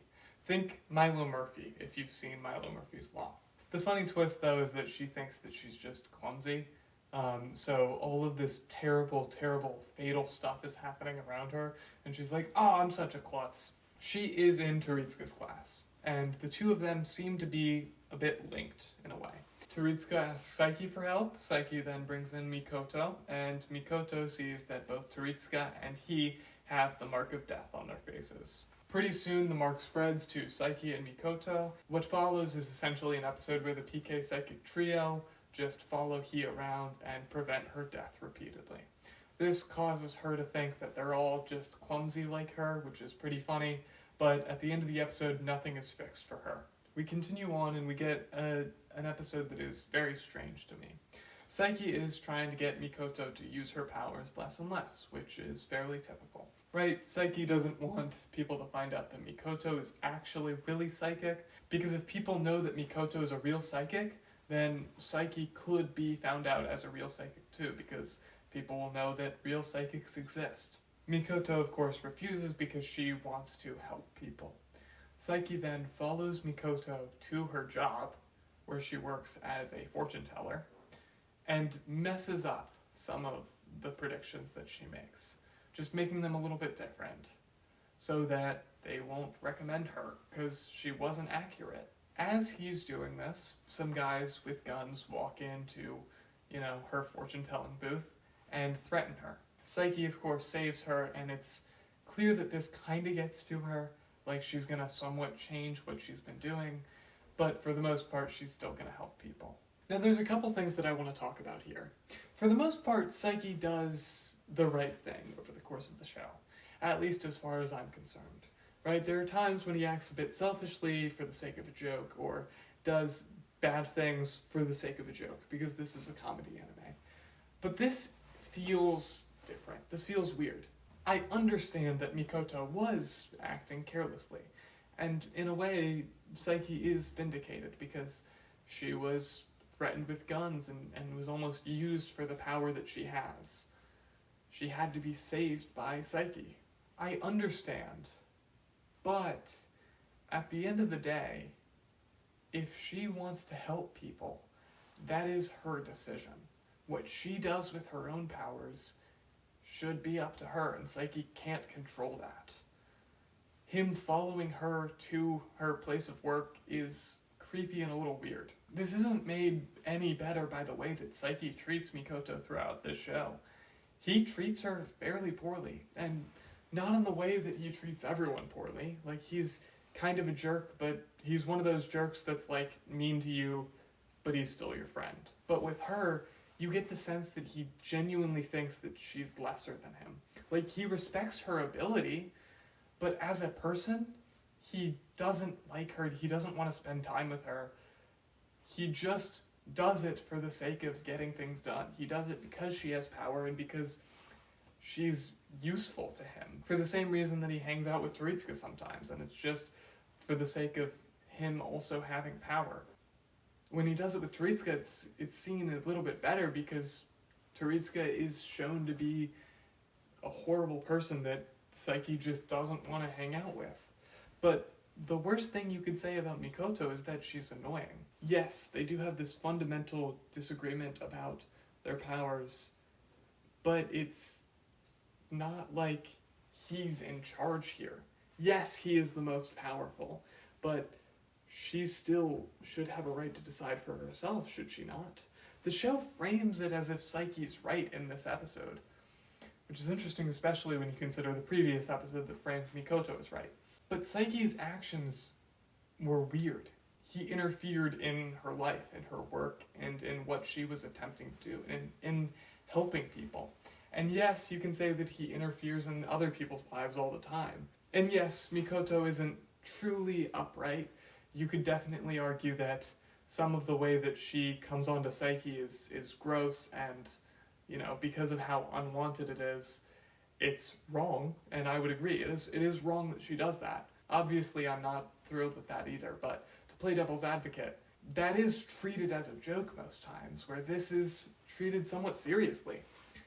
I just don't understand. This is the first instance in the show where I'm thoroughly opposed to Saiki's actions. This seems wrong, and I'd love to hear what you guys have to say, but this was really shocking to me. And we will talk more about them, but for now I should really move on. But anyway, we continue with He's plot later in the same episode. He encounters Sato, who, as we've already established, has this force of averageness that sort of propels out and expands wherever he goes. It even influences other people, making them more average as he spends time with them. But He's bad luck also does the same thing. So if He's bad luck and Sato's averageness, including average luck, coincide, what will happen? Which power will overcome the other?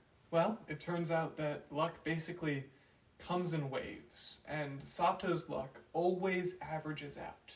And so while He's bad luck does spread to Sato, in the end, something amazing will happen to make the previously bad thing seem just down the middle average. This means that they've effectively found a way to make He's bad luck void. The only issue is that he has a crush on Toritsuka, and so she's not going to want to spend time with Sato. In episode 5, we continue the story. Toritsuka is initially very jealous of Sato, but when Saiki explains the situation to him, he calms down and decides that whatever makes he happy and whatever is best for her is ultimately best. So he's going to choose to step back and let Sato and he sort of be together so that he is safe. This is an extremely mature... Yeah, no, he doesn't do any of that, but can you imagine? So Toritsuka basically just starts competing with Sato until he almost dies because of He's bad luck. But when he basically gives up, this is when he finally decides to do the reasonable thing that he should have done at the beginning and look at her guardian spirit. He discovers that this is the reason for her bad luck, that her guardian spirit is really not doing his job, and so he is able to help the guardian spirit start doing his job, and he fixes the problem for he. And in most shows, I would be very upset at the fact that Toritsuka never thought about this, because he can always see ghosts. But I think it's really funny that Toritsuka was just too dumb and too focused on he that he didn't even think to do that. But that's all I really have for Reawakened. There wasn't a lot to talk about, and also it was only 5 episodes. Mostly just He's plot, which was interesting and a little bit fun, and the weird thing that happened between Saiki and Mikoto.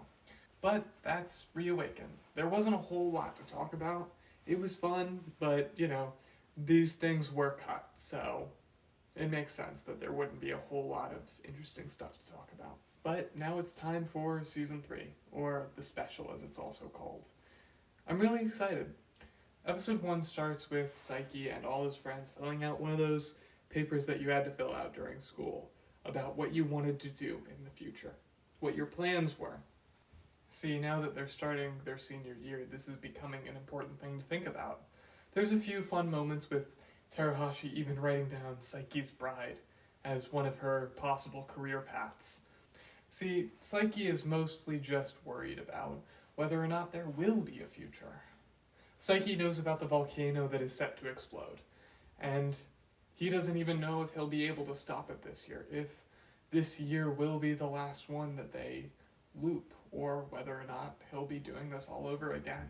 But Saiki's friends have no idea about any of that, and so they decide to go on a trip together. One last trip where they can spend time together before they all go their separate ways.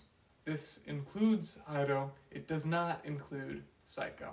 But this does mark the first trip that Hiro is actually going on with the rest of them because, well, yes, he did attend the Okinawa trip. He wasn't in their group. And he did not go on the trip that got shipwrecked with Saiko. But that trip isn't for a while. For now, Saiki has to deal with the fact that Kusuke, his brother, has made a robot version of Kusuo to basically try to defeat Kusuo. This is challenging for him, especially while maintaining his secret about his powers, but he is eventually able to defeat it with the help of Teritsuka. The issue is that this makes it known to Kusuke that there are other people who have psychic abilities. Kusuke uses this to his advantage. He kidnaps and brainwashes Teritsuka until he can figure out a way to use Teritsuka's abilities to defeat Saiki. And this works. Kusuke is able to figure out how to make Teritsuka force Saiki's spirit out of his own body and take over his body for him. This leaves Kusuo as nothing more than a spirit. But eventually Kusuo is able to figure out how to reassume control over his body, and everything's fine.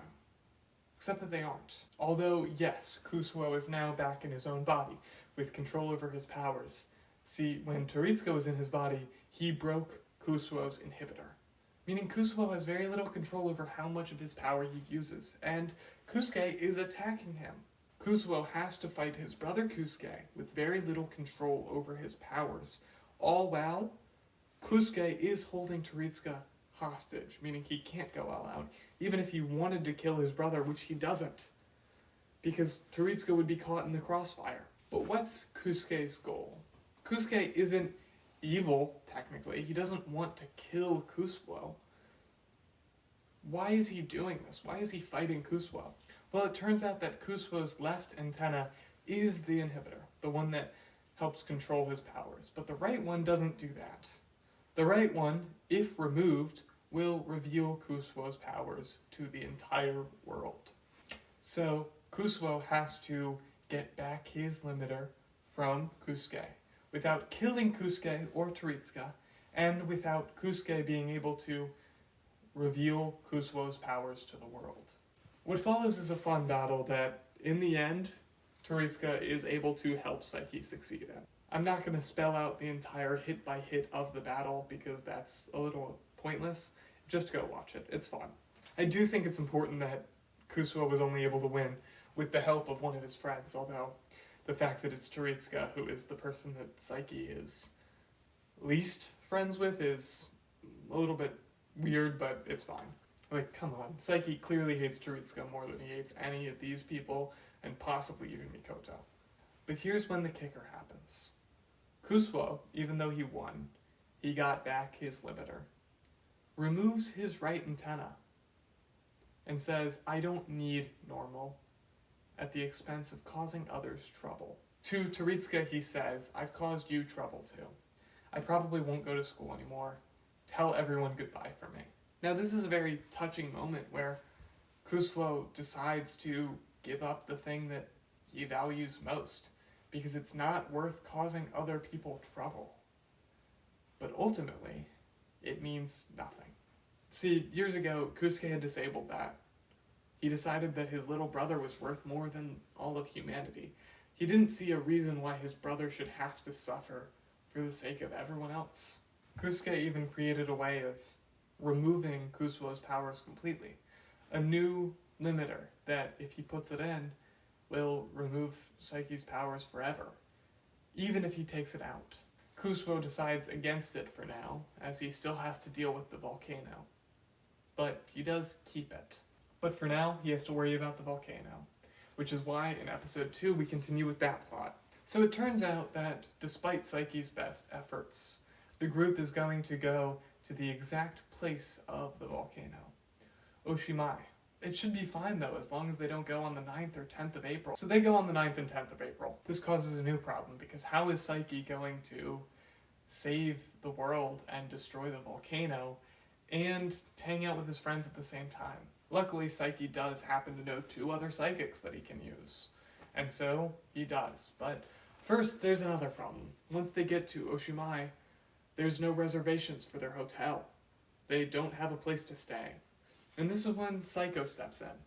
He gives them places in a much, much nicer hotel, which is really cool of him. Then, the next morning, Mikoto and Teritsuka arrive. See, as Saiki is going to be combating this volcano, Mikoto is going to be helping him find the places where the eruption is happening, so he can defeat them at the source. Meanwhile, Teritsuka is going to have the job of pretending to be Saiki in front of all of his friends. And so, what proceeds is the combined efforts of Mikoto and Saiki, and a bunch of Saiki's clones, to stop the volcano.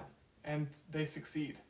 They manage to save the world. The only issue is that Saiki's friends end up seeing Saiki doing his powers. It's at this point where we get a flashback to that one alternate timeline, back when Saiki was traveling back in time to try to prevent Akachi from finding out about his powers. The timeline when Saiki and Terahashi were dating. It turns out that in that timeline, before he left and erased that timeline, he revealed to all of them that he was psychic. We don't fully see their response yet. We just see their shock and sort of disbelief. Then we cut back to the present.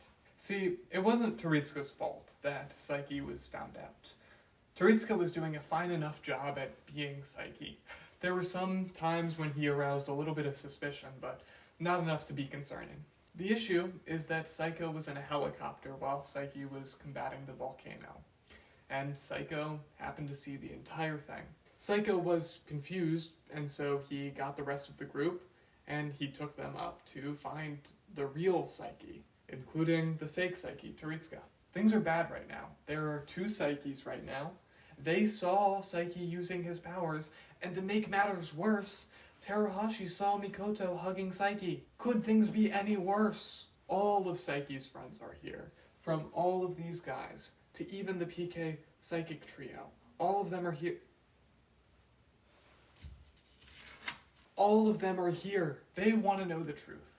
They promise that they won't judge him or treat him any differently no matter what he says.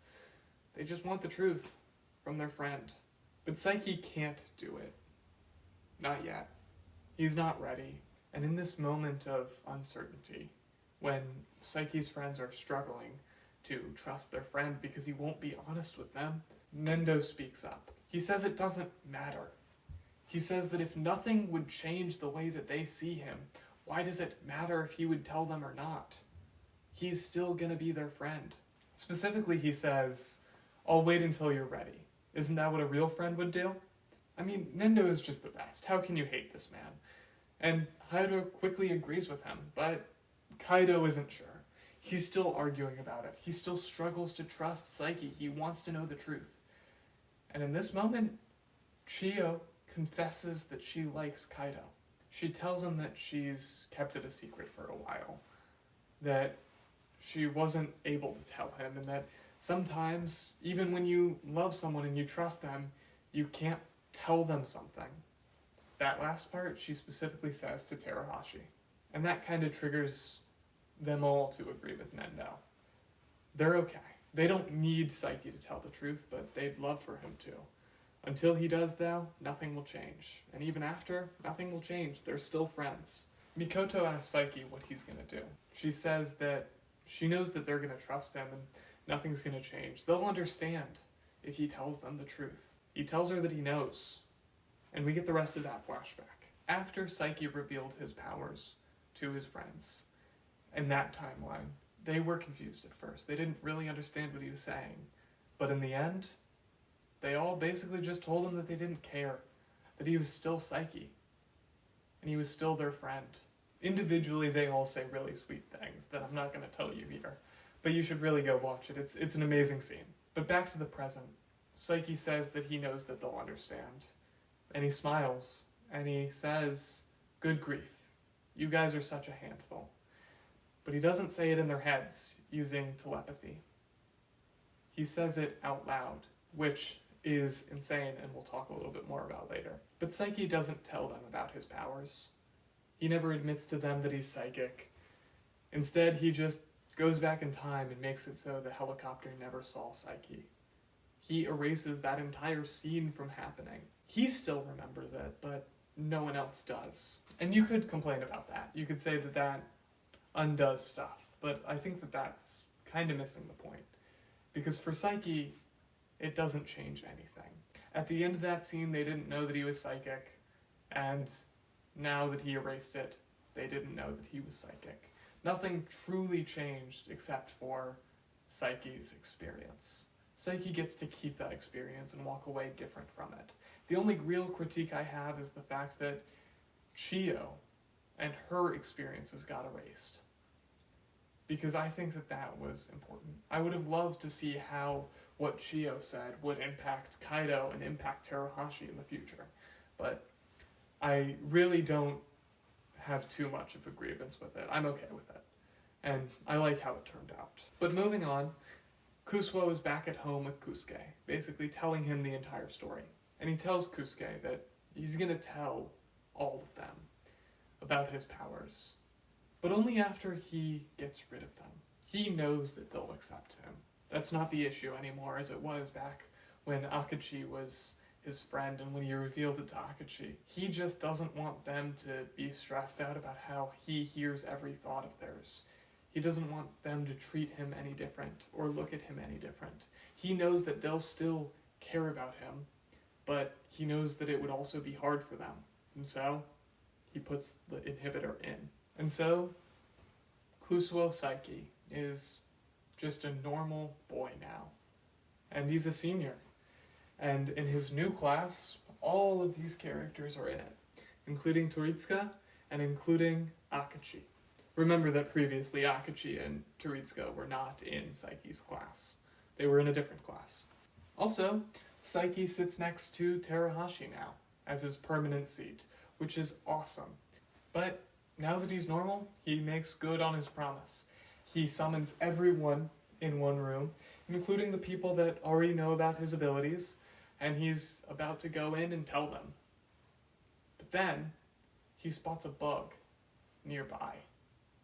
And as he gets scared, a window nearby him shatters. And that's the finale. Now all we have left is the epilogue, where we find out that maybe Saiki still has his powers? But I mean, holy crap. Like, that was so good. I don't know if it fully came across just how amazing the special was. Those 2 episodes of season 3. I loved them so much. Which is why, once again, please watch this show. It needs more fans. So now we have the epilogue, which is episode 6 of Reawaken, as I've already mentioned. And yes, this is just as weird now as it has been the entire time. We begin with Saiki doing a bit of a recap, talking about how he lost his powers and whatnot, and also telling us that he has not told them about his powers. He decided against it after what happened with the window, because he's not sure if that means that he still has his powers, or if that means that he doesn't. And so until he figures it out, he's not going to tell them, just to be safe, because he doesn't want to tell them and then get his powers back. Saiki, throughout all of this, is clearly struggling with the lack of having powers, but he's trekking through. It's just everything is a little bit more difficult for him. We also get a fun scene where Saiki ends up staring at Terahashi for so long because he realizes that she is actually very attractive when he doesn't just have to look through her with his X-ray vision. This, of course, makes Terahashi nearly have a panic attack. Speaking of Saiki and Terahashi, they end up paired together on a group project because Saiki is unable to use his powers to prevent them from being paired up. Terahashi, of course, is thrilled by this and Saiki is annoyed, but notably, some of the other male students are very upset about this.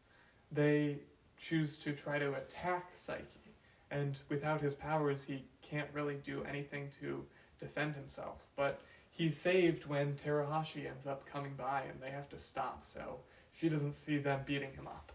They don't give up, though, and they end up pushing a bookshelf on top of Saiki to try to hurt him. This would have been really bad had it not been for Nendo jumping in front of Saiki to save him, so that the bookshelf mostly landed on Nendo and hurt him much more than Saiki, and obviously Nendo is a lot tougher than Saiki. Saiki feels pretty useless after this. He doesn't like the fact that Nendo had to help him, and even more so that Nendo hurt himself in order to help Saiki. He feels weak and useless. Nendo disagrees with this, though, and tries to reassure him by saying that there has never been anyone who didn't need help at some point. This does help Saiki out a little bit, but as they put the bookshelf back up, they notice something strange. Some of the books are missing. When Kusuo gets home, he asks Kusuke about it, and sees if there's any chance that Kusuo could be getting his powers back. Kusuke doesn't really know, but he gives a couple theories. He suggests that maybe Saiki's body has adapted to his powers, and because of that, Kusuo is basically a more evolved being than the rest of the humans. Maybe the limiter could only block some of the powers, and so gradually his body will adapt to the limitations put on them, and he will gradually gain the powers back. But Kusuke doesn't really know. These are only theories. The powers end up getting more and more frequent, though. He accidentally uses telepathy on several people. He hears Kusuke's thoughts and the thoughts of some other people. He uses telekinesis on accident. He accidentally sees through Nendo's skin. At this point, Kusuo is in denial. He's just denying with really, really bad excuses and trying to explain away what is happening to him so that he doesn't have to admit that he's getting his powers back. Things culminate in Kusuo accidentally teleporting home. When Kusuke sees this, because his brother just teleported in front of him, he's seemingly happy that he's getting his powers back and even asks Kusuo for a favor. Kusuo denies it, though. He doesn't want to do the favor, and he doesn't want to admit that he has powers. He wants to be a normal person. He says, "No more playing hero. I've become an average human being." Kusuke accepts Kusuo's answer, but he does ask Kusuo how he feels now that he's achieved his dream of being powerless. And Kusuo thinks of Nendo getting hurt in his place. Kusuke then leaves, and Kusuo sees on the news that there is a meteor heading towards Japan, large enough to basically destroy the entire country. This is the favor that Kusuke was asking of Kusuo, to help save Japan. Now, Saiki doesn't think he can do anything. He doesn't think he can help, or maybe part of him just hopes that he can't. He's just an average guy with no psychic powers. But in this moment, Kusuo ends up hearing the thoughts of all of his friends. They're all panicking after hearing the news about this meteor, and they respond in different ways. The one that I want to point out first is Saiko. Saiko is being escorted by his bodyguards to an underground bunker, where he will hopefully be safe from the impact. But Saiko doesn't want to go. He's fighting his bodyguards, trying to plead with them to let him go get his friends. But they say that there's no time, and they must get him to safety. And briefly, I just want to point out that there's probably, totally time. There's, 2 hours until the meteor hits, so, there's time, but we'll talk more about this Saiko moment later, because it's awesome. And finally, we get Terahashi. She is standing there. Her fan club is trying to drag her to safety, much like Saiko's bodyguards. But she's just standing there, staring out the window. And in this moment, as Terahashi is staring out the window, she thinks this: the meteorite can't kill me because God loves me. I will never let this happen. I haven't even made Saiki say wow yet. Do something, God. She, in this moment, in her last moments, is pleading to God. And Saiki responds. He smiles, puts on his glasses, and he says, "So, my life in peace is over now. But I actually feel that that's not bad at all. Perhaps I like dealing with hassles after all. Oh well, my name is Kusuo Saiki. I'm a psychic." And that's it. That's where we end. And, oh boy, okay. I mean, where do I even start? Right? The perfect culmination of Saiki's arc, the fact that he finishes in the exact same place as he starts, declaring that he is psychic. But this time, instead of complaining about how unhappy he is and how he is nothing, he is proudly proclaiming that he's psychic while thinking about how he's using that to protect all of his friends. The fact that this entire story, this entire arc that he went through was just to accept the role that he was born to play, despite all of his best efforts to prevent this from happening. And he ends with a smile. And how perfect is that? That the unhappiest boy in the world, by his own admission, ends with a smile. And as much as I'd love to really dwell on this finale and talk about it exclusively, I think it's best if I move on and start talking about characters as a whole. Starting with the main character, Saiki. I mean, Saiki's arc is fairly simple. I've said it before. His arc is about accepting his powers, accepting his role as a psychic protector of the world. It's not very groundbreaking, it's not very new, This was an arc that many characters have gone through.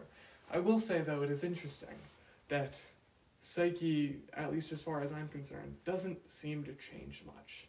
Now, he did change. He absolutely changed somewhat. He didn't start the show and end the show in the exact same place as far as who he was, but for the most part, his changes came from just becoming honest with himself. This is primarily seen with his friends. In the earliest episodes, as I've already sort of mentioned, Saiki declares that the only reason that he ever hangs out with them is because they just follow him around. But we all know that that's a dumb excuse, because if he really didn't care about them, he would just tell them that he didn't want to hang out. And sure, you could argue that it's keeping up appearances, that he doesn't want to be hated, and so if he tells them that he doesn't want to hang out with them, he'll be hated and that will make his reputation go down. Because he doesn't want a bad reputation, but he also doesn't want a good reputation. What he wants is something exactly in the middle. But that doesn't make sense. Because he could absolutely do it sometimes. He could absolutely do it a little bit, or with some people. He doesn't need everyone to like him. And in fact, in not doing that, he causes these guys to like him more and more and more. And I think the clearest example of this is the summer vacation thing at the end of season 1.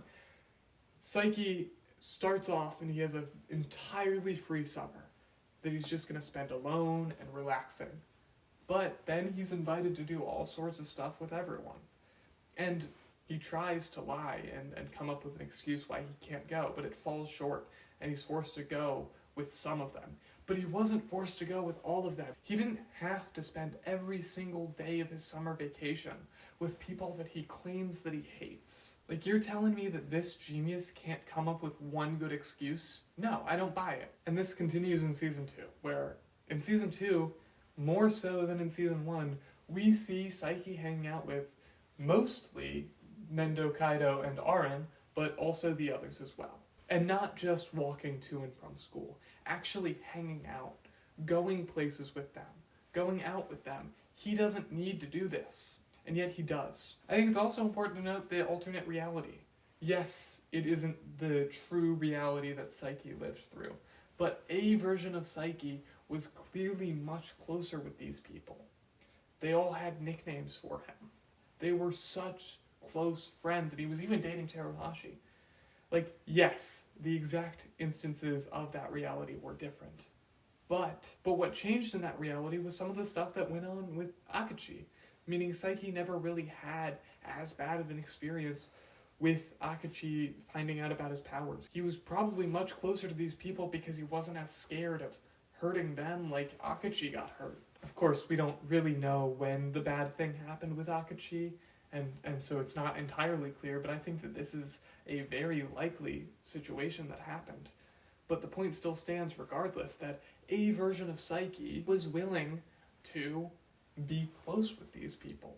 And I think somewhere it was confirmed that when you go to a new future, at a certain point your memories start to update. You start to remember stuff. I may be wrong on that, but at the very least it seemed like that was a possible read that happened to Saiki in that instance. That Saiki remembered getting closer to all these people. And that's what really did it in for him. That's what made him decide to give up and tell Akachi about his powers. That's what made him decide to tell them about his powers, is the fact that he remembered in this alternate universe growing closer to them. That's what changed his mind. As a kid, what happened with Akachi changed him.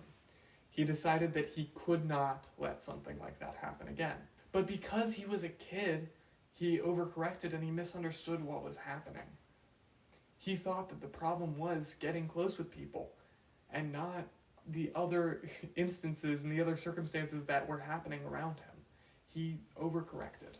But in that moment, in that alternate reality, he was realizing that he could trust people. He could love people. And it would be okay, and it wouldn't turn out bad for him. He can trust someone. And he chooses to start with Akachi, the person that he trusted all those years ago. And eventually, he's gonna trust them, too. He still complains, of course, because that's innate to his character, his personality, but he complains with a smile. illustrating that there's more to it. But that was all relationship stuff. That was all how Saiki changed about his relationships. What about his powers? Because he started off this show talking about how much his powers sucked. And although there were instances of his powers doing good stuff for him, like instances where hearing something from his telepathy made him happy, for the most part, the show never really changes the fact that a lot of what his powers do for him is bad. It's annoying. He constantly hears everyone's thoughts at all times. He sees through things, and he's so miserable because of his powers. I mean, really the only instance that I can even think of where the powers are seen at all as a thing that Saiki enjoys is in the epilogue, when he's struggling with the convenience of not having them, of having to walk places, of having to pick things up and grab them. But aside from that, throughout the show, his powers aren't great for him. So what changes? Well, I think that the point that really changed everything in Saiki's mind was Nendo sacrificing himself with the bookshelf. It was at that moment that Saiki realized how weak he had become, and he didn't like it. He didn't like the idea of his friends suffering for him. And I will note that this was an important enough instance for him to speak out loud here, which in the manga is the third and final instance that he does that. In the anime, there were a couple times where he spoke out loud, but they were added in. In the manga, there's only 3 times. Helping others is core to Saiki's personality, core to his character. Although he denies it, he can't help it. It's something that he does constantly. It's how he met Yuta, that little boy that he saved the balloon for. The Okinawa trip was a big instance of this, right? Remember how he went through all of that pain and physical exhaustion just so his friends and his classmates could have a good trip, which he really did not need to do, and what he really didn't care about for himself, because he could go to Okinawa at any point, because his friends mattered more to him. Saiki always cared, but he wasn't always able to let himself care, let himself truly care. Yes, he cared in the relationship sense, and that changed over time, and that helped a lot. But by the epilogue, he still wasn't fully there in accepting that he cared in the physical way of doing stuff for others. I think that the very last line, "Perhaps I like to deal with hassles after all," has a double meaning. Yes, he calls his friends hassles. He likes to deal with his friends, even though they're a bit of a hassle. But also, he likes doing stuff for his friends. He likes being there to help them and prevent them from getting hurt. That's also a hassle. And briefly, before I get into the shipping, I want to talk about another idea. About that thing that Kusuke said about his brother suffering for the sake of humanity. That was interesting to me, because in many ways it almost seems like that is Saiki's arc. His arc is to learn how to suffer for humanity. Because he doesn't like his powers, as I've already established that I believe. Even at the end, he doesn't really like having his powers. They still cause him trouble.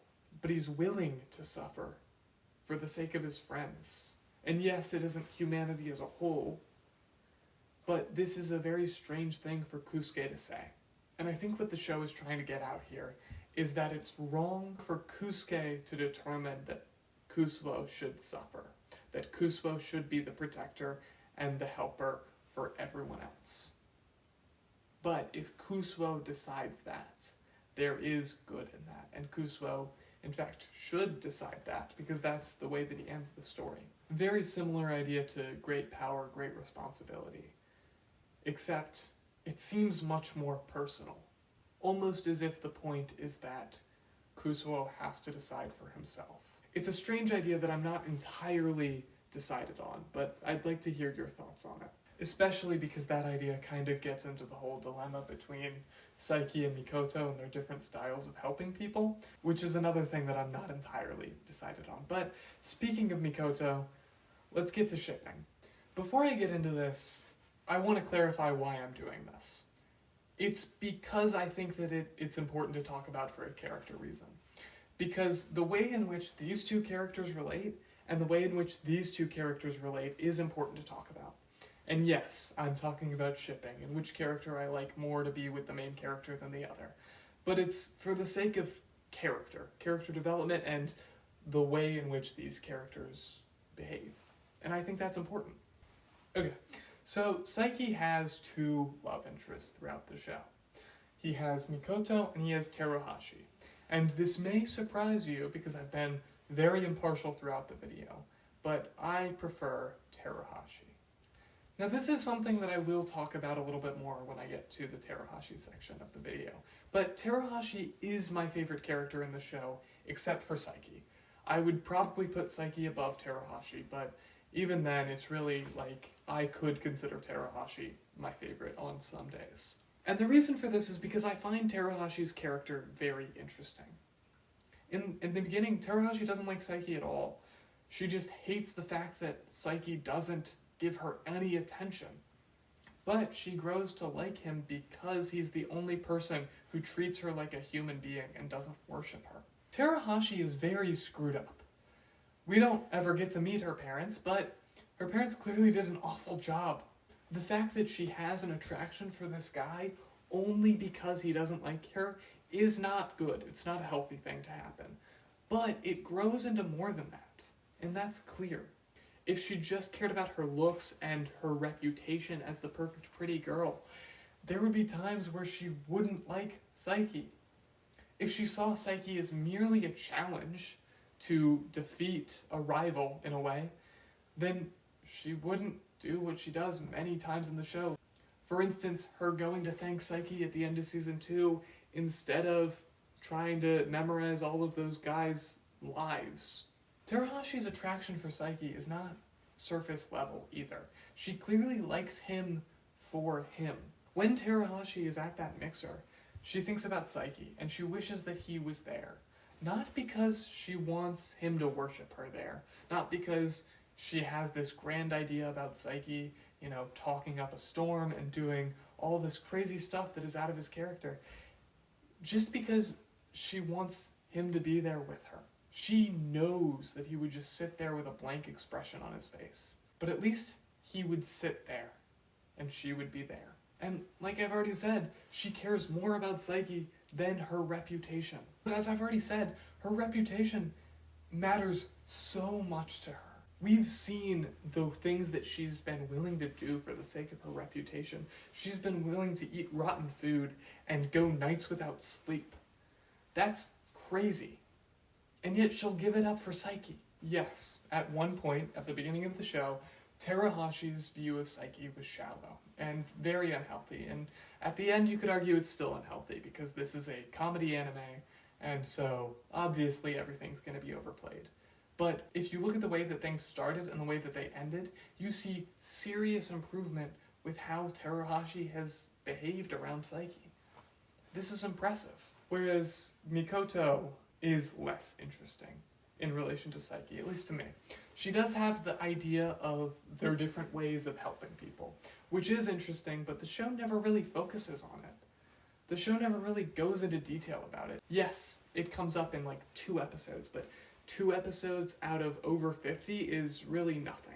Had we seen more of this idea, then this pairing would be far more interesting. Yes, the idea of how Saiki helps from like the shadows and in secret, and how Mikoto helps out in the open for everyone, and as willingly as she can, that's an interesting idea. It's an interesting parallel between these two characters. It doesn't come up enough to where it's relevant. And also thematically it's a little weird, because Saiki only around Mikoto argues that helping people is not his job. He's not some hero, and yet he ends the story almost as a hero. It doesn't really make sense to me.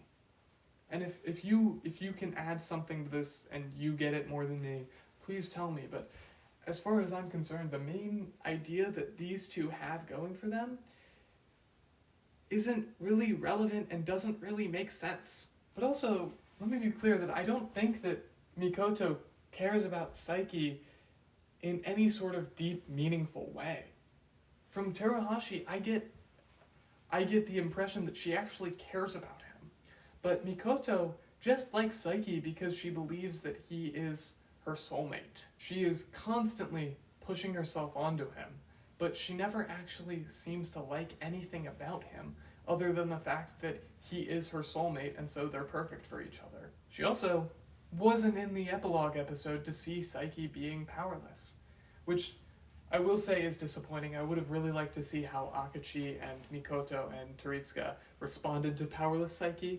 That would have been fascinating, but we don't get to see how she would interact with him if he didn't have powers. And so the question raises itself, would she even like him if he didn't have powers?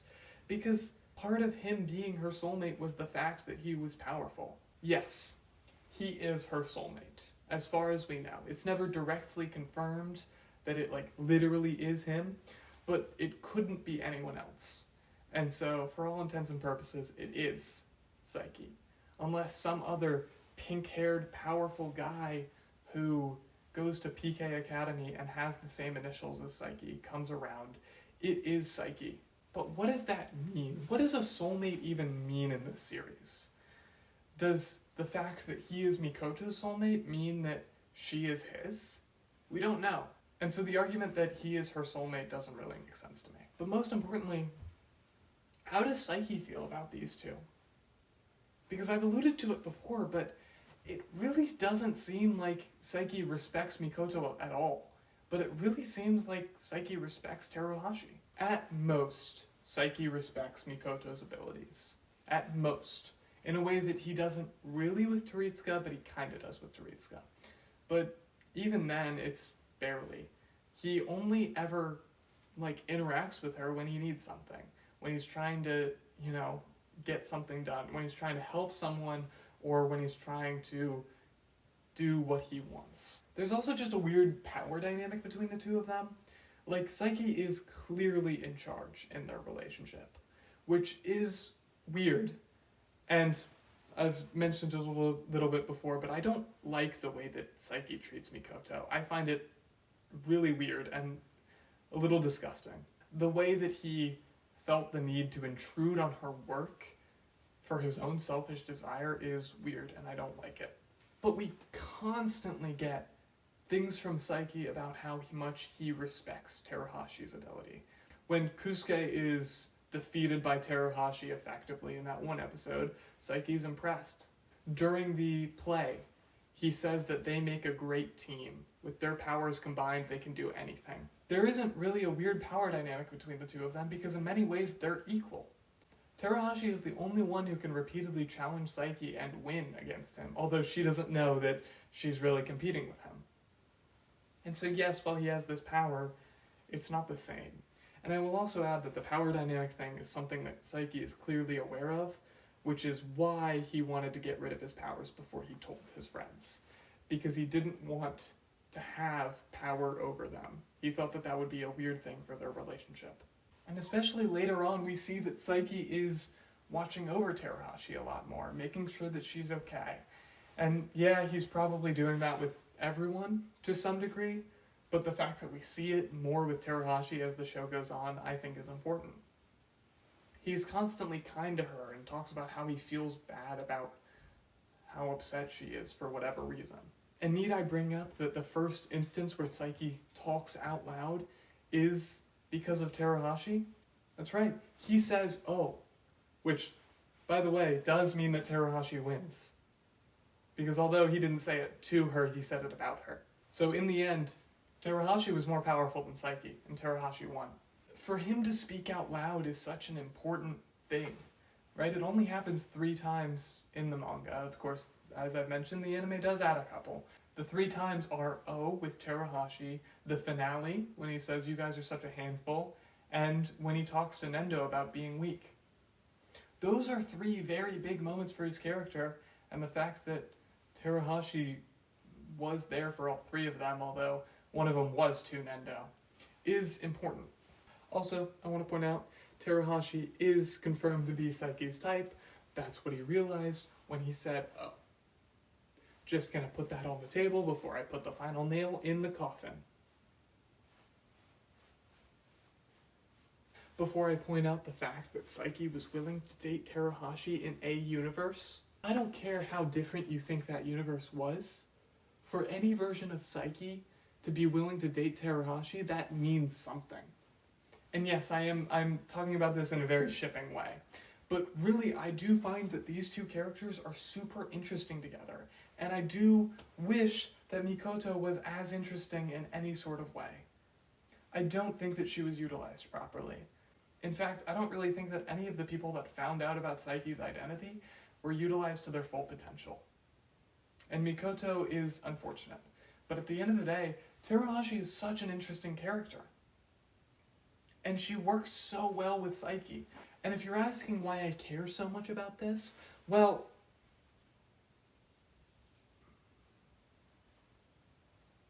but briefly, before I get into like more specific character stuff about characters other than Saiki, I want to talk about a little theory I have that I don't really believe in because I think it's kind of stupid, but I think it's just funny. There's an ongoing bit where they talk about how much God loves Terahashi. How every time that she wants something, she gets it. She always gets her way no matter what, because God loves Terahashi. And the show ends with Terahashi praying to God, and Saiki responds. What if Saiki literally becomes God in this universe? This isn't the first instance of someone praying to Saiki. In the first New Year's episode, Saiki's dad prays to Saiki. He doesn't pray to God. And also, we know that as time goes on, Saiki becomes more powerful. That's the whole thing with the inhibitor, is that Kusuke designed it so that Saiki would help control his powers, because he was getting more and more powerful as he got older. So what if, in the distant future, Saiki reached a level where he was so powerful that he essentially ascended?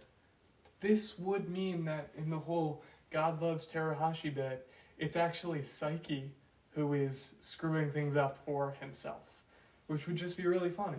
And also, I want to point out that in that episode, with the New Year's episode where Saiki's dad prays to him, all of his friends' prayers get answered. They all happen. So what if future Saiki basically ascends to godhood and then just favors his friends, favors Terahashi? Now, I don't think that this is really true. I think it's possible, but I think it's a little stupid because I don't think it would really work well thematically, but it's a really funny idea. And so I kind of choose to believe it. And you're welcome to as well. Let's start with Nendo, because he's one of the first characters we really get introduced to, and I don't really have a lot to say on him.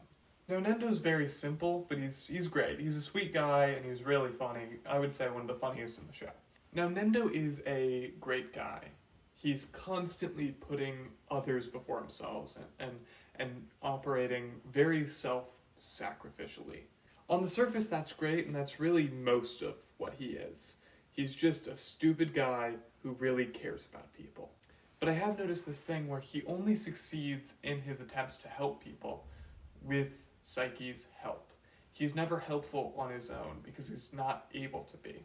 I think it's possible to try to find some thematic reason for this as to, like, you know, we need people like Saiki in order for people like Nendo to be able to function or to do what they want to do.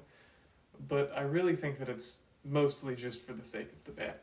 Like I said, don't really have a lot to say about him. If you have ideas, I'd love to hear them. I love Nendo, he's great, he's just not a deep character. Kaido, on the other hand, Kaido is very interesting to me. I don't believe that I ever actually talked about Kaido's family in this video, but throughout the show we have several instances where we see Kaido's family. And it's a strange sight. We never meet his dad, but his mom is very clearly like a helicopter mom. She's so overly invested in what Kaido is doing with his future. She needs him to get amazing grades so that he can get into a good college and get a good job and do all of the things that she wants for him. It's clear that this has put a lot of pressure on Kaido. So when Kaido, as a freshman, encountered that upperclassman who gave him the chance to be the kid that he never got to be and to feel important, he ate that up and took that in, and he develops this hero personality so that he could be who he truly wanted to be instead of who he was forced to be by his mom. We also see from Kaido that He is, much like Nendo, very eager to help people. But unlike Nendo, who fails because of his stupidity, Kaido fails because of his weakness. It's almost like the show is saying that both Kaido and Nendo are similar in that they both have their hearts in exactly the right place, but they don't have the power, or in Nendo's case, the intelligence, to execute what they want to do. Whereas Saiki has both the power and the intelligence to do whatever he wants, but his heart is never in the right place. At least according to him, because we all know that he does really care about these people. I'm not sure about that, it's just an idea. I also think it's very interesting that Kaido was the one who came around last in the finale. He was the one who was most opposed to Saiki keeping that secret from them. He was not willing to just let Saiki keep the secret because it hurt him. Nendo came from a place of, we're friends and so I trust you and so it doesn't matter. But Kaido came from a place of, we're friends, I trust you, it matters why you don't trust me. The show kind of frames it as if Kaido's wrong and Nendo's right, which is why Kaido eventually comes around, but this isn't necessarily true. I would say that in this instance, because we know Saiki's secret and we know why he's keeping it from them, it makes sense, and so we're much more understanding of Nendo than Kaido. But to Kaido, he doesn't have enough information to make the judgment whether or not he should trust Saiki. To Nendo, it's, I trust you so you don't have to tell me because it won't matter. But to Kaido, it's, I trust you, and so it doesn't matter, but if it really doesn't matter, then just tell me. But because it's such a similar instance, let's talk about the situation with Arin at the end of Season 1. Kaido didn't care about Arin's secret there, but he cared about Saiki's secret here. Is this hypocrisy? Is this inconsistent character writing? I would say no for a couple of reasons. Number one, Arin was a much newer friend than Saiki. For this guy that Kaido has known for so long to be keeping this secret, and then to actively, when confronted with it, not tell the truth about it, that is a very big deal. Whereas Arin coming to this new school and just not telling his new friends about his past, that's a different situation. I also just don't think that Kaido really knew how to handle the situation or what to make of it at all. It was crazy to him. To be told what Psycho saw and then to see two of your friend in front of you, it was an insane situation and Kaido didn't understand any of it at all. Also, Kaido seems to very much need to understand why someone would keep a secret in order to trust that person. I'd argue that this situation with Arin only worked out because he ended up finding out what the secret was. He understood why Arin kept that secret, and so he was fine with it. But he didn't understand why Saiki, as his friend, would keep this secret from him until Chiyo spoke up and told him that she liked him, and that there are times when you can't tell someone something even though you love them and even though you care about them. I think that that's what made Kaido come to terms with Saiki's secret. And yes, in the end it didn't really matter because all of it was erased, but it's still very interesting. But now let's talk about who I think is really the most interesting character of the show, other than arguably Saiki. Now, like I've said repeatedly in this video, we don't know what happened in her childhood. We never get to meet Terahashi's parents. We never see how they raised her. But I think it's fairly evident that from the moment that she was born, her parents worshipped her. Her parents, from the moment that she was born, thought that she was perfect. And her brother learned to mimic that behavior and see her as perfect as well. And the fact that before Saiki there wasn't a single person that didn't worship the ground that she walked on, I mean, it's no wonder that she turned out the way that she did, that she needed that validation from everyone else.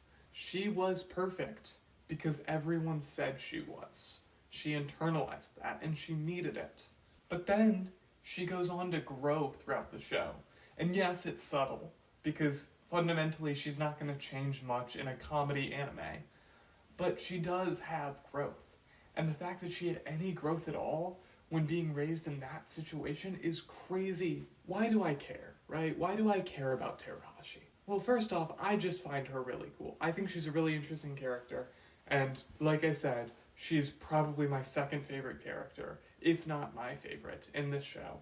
I just feel like she doesn't get enough credit for how good of a character she really is. Like, truly, and you guys are gonna laugh at this, But truly, Teruhashi is one of my favorite female anime characters, really ever. I mean, of the anime that I've seen, and granted, I haven't seen that many anime, really the only ones that give me any sort of competition as far as Teruhashi is concerned are like the One Piece girls, who I would say are better. I would say that Robin and Boa are more interesting and better written characters than Teruhashi, because of course they are. And look, as far as female anime characters go, you can do so much worse than Terahashi. As someone who hasn't watched too many anime, I can already see just how poorly written most female anime characters are. Yes, there are good ones like the One Piece girls, like Robin and Bella and even Nami. There's like Mikasa from Attack on Titan. I also really like Annie from Attack on Titan. But of the other anime that I've watched, and no, I'm not including Avatar as an anime. If I was including Avatar, then yes, I'd be mentioning Toph and Katara and Azula and Suki and all of them, because they're all amazingly written. Yes, there are problems with Teruhashi, like there are problems with the other female characters in the show, which we will get to a little bit more. But overall, Teruhashi is an amazing character. Yes, you can say that most of her character does revolve around a man, but you could say most of the same thing about Boa, who is actually very similar to Teruhashi in many ways, although with some very clear differences. If Boa is interesting because of why she likes Luffy, then Teruhashi is interesting because of why she likes Saiki. It isn't just girl see boy, girl like boy. It's clearly deeper than that. And yes, I'm a guy, so obviously my opinion on female characters in anime is not the most important. But I've never seen anyone talking about Teruhashi, and I think that's a real shame. I think that this fandom is missing out on Teruhashi because she's awesome. Chio, on the other hand, is not very deep, and there are some issues with her. For the most part, she is just girl like boy. That is her only real character trait for most of the show. And yes, I'll cut the show some slack. This is a comedy anime. Obviously, not every character is going to be deep and interesting, because that's not the point. The point is to make you laugh, and Chio is very funny. Like, her bits when it comes to this whole girl like boy bit are funny, and I think for the most part, the show is satirizing this trope. It's making fun of the idea of the teenage girl anime character who only cares about her boy crush. And like I said, she's funny and she's a good friend from what we see. Like, she's standing up for her friends. She stood up for Teruhashi during the Okinawa trip. And yes, I do wish that we got a little bit more of her, so she would go a little bit more beyond just her gimmick, which for the most part is just girl like boy. But I also do understand this is a comedy anime, and so I understand it. I understand it. I'm not entirely happy with it, but I get it. So it's not a real criticism, it's just a little bit of a disappointment. I will say, though, that the whole bit about her caring so much about her weight, to the point where we have that awful episode where she becomes fat and then has to lose all that weight by the end of the episode. That was uncomfortable. That was a bad episode. That's a bad gimmick. That's not funny. And that's a problem. I didn't like it. I don't think that anyone else really likes that. It's just a problem with her character. I would much rather do without all the fat shaming behind her. But that's just a problem with how she's written, which sucks. It does. But luckily, that doesn't come up too often. Meta, on the other hand, I do have a bit more of a problem with. Because while Chio is mostly just her gimmick, with very little else there, that's really all that Meta is. All that she is as a character is someone who is poor and likes food. Yes, we have that beautiful moment at the end of the Okinawa trip where she gives up the food, but all of the friends do that. You could say that yes, it means more coming from her because she's poor and therefore she eats all that she can when she eats, because she doesn't know when the next time she'll eat will be. But even then, it was treated mostly as a joke. But really, there aren't even any episodes that are centered around Mera. I'd say yes, there was that episode where they try to find her dad, but that was really about Saiki and Mikoto and their differing views on how to help people. Yes, that was her episode, but it was not really about her in the end. I get it, comedy anime, like I said, I'm not complaining, I'm just saying it's a little disappointing. I would have liked to see more of her than just this. Haido, again, not a very complicated character, but in this instance, I really don't have a problem with his lack of development. The reason for this is that he's probably the funniest character in the entire show. I will say that as I was watching, Haido had the most moments where I laughed, and he also had the moment where I laughed the hardest, that being the turtle bit in the Culture Festival episode, which you have to watch. Please watch it. If you don't watch the entire show, watch that one scene. It is so funny. But Haido, basically just very passionate, fiery guy that inspires others. He's fine, he's great, he's funny, don't have any problems with him. It would have been nice, yes, to get more on him, but he fulfills his job from a comedic point so well that I'm okay with it. Turitsuka. He sucks. I mean, that's just blatantly true. The pervy character is always bad. It's a bad trope that's in anime, and it sucks, and it's not funny. And Turitsuka is no different. I will also say, major criticism that I have for Turitsuka is his name. I hate that Turitsuka is so similar to Terasuka, who is a character from Assassination Classroom, because Assassination Classroom is one of my favorite anime, probably my favorite anime. And so every time I say Turitsuka, I almost say Terasuka. Now, yes, that alone is enough to hate him forever and ever. That is a unforgivable offense for this character to have. I agree, completely agree. But to give him the benefit of the doubt, let's look at his other problematic attributes. He only cares about women, abusing women and abusing his powers to get to women and all of that, and it's gross. But he never really changes. And I don't know what the deal is with that. Like, the other characters that are introduced as pretty unilaterally bad, like Teruhashi and Psycho, both of whom are incredibly awful to everyone that they meet, they get development. They end the show in a different spot than how they started. Turitsuka doesn't really.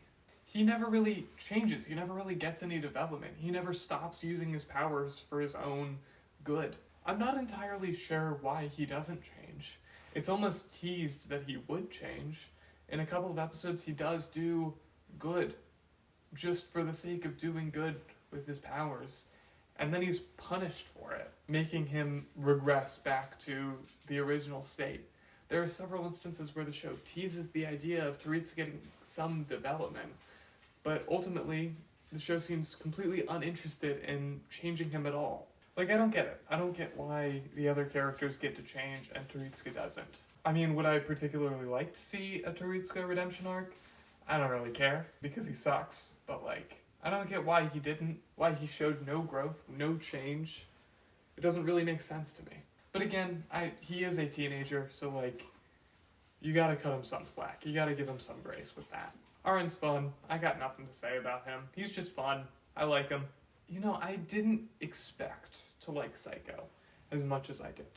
The fact that they introduced this spoiled rich kid at the end of season 1, just for him to go on to be such a fun character and such a nice guy, it was bizarre. The fact that he goes from a selfish kid to the shipwrecked arc, which is amazing, where he grows closer with all of his classmates and learns to love them and respect them as human beings, even though he's rich. He learns that he isn't just innately better than everyone else because he's rich. The fact that he ends this show fighting his bodyguards because he doesn't want to leave his friends to die is amazing. Like, it's such an amazing moment that was so incredible to me. Really, my only complaint is that I would have just liked to see more of him hanging out with Saiki and his friends. But I mean, overall, Psycho is amazing. He's a great guy. Love him. Now, Mikoto is interesting. I don't really get her. They tried to do something with like a foil to Saiki, where she uses her powers recklessly and selflessly, whereas Saiki doesn't use his powers to help people. You could say that it's a comparison between the 3 PK psychic kids. Saiki doesn't use his powers to help people. Mikoto uses her powers to help people. And Turitsuka uses his powers for himself. The issue with that is that it's not that cut and dry. Yes, they all work together to help people, so you can't say that Teritsuka only uses his powers selfishly. But also, I remember in one of the episodes, Teritsuka does use his powers completely selflessly on his own. But Mikoto also uses her powers selfishly. She uses them to find her soulmate. That's the whole reason she's even in the show, is because she moved so that she could go to PK Academy to find Saiki, her soulmate. But really the issue with this is Saiki, because he doesn't not use his powers. He uses his powers all the time. In many episodes, he kind of describes himself as the protector that won't let anything bad happen to the town that he lives in. And Teritsuka sure sees them that way. I don't really understand what the point of this comparison is between especially Mikoto and Saiki when the comparison isn't true. Why are you making it seem like Saiki isn't a hero when in many ways he is? I just don't understand what Mikoto's point is. Like, thematically, I struggle to find anything that she really adds that makes sense.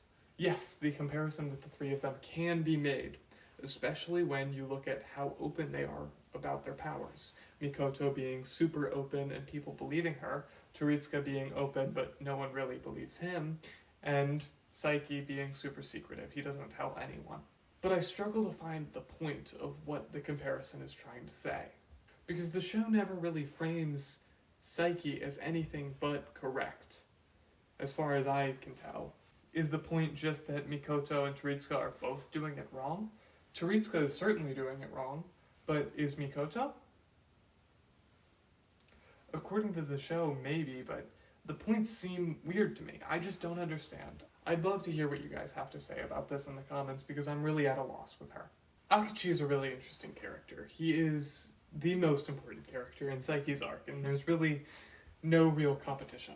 Akachi is Saiki's greatest failure. He's the reason why Saiki can't tell others about his powers, but he's also the turning point where Saiki decides that he can trust someone with his powers. I mean, his arc is really the turning point of the entire series.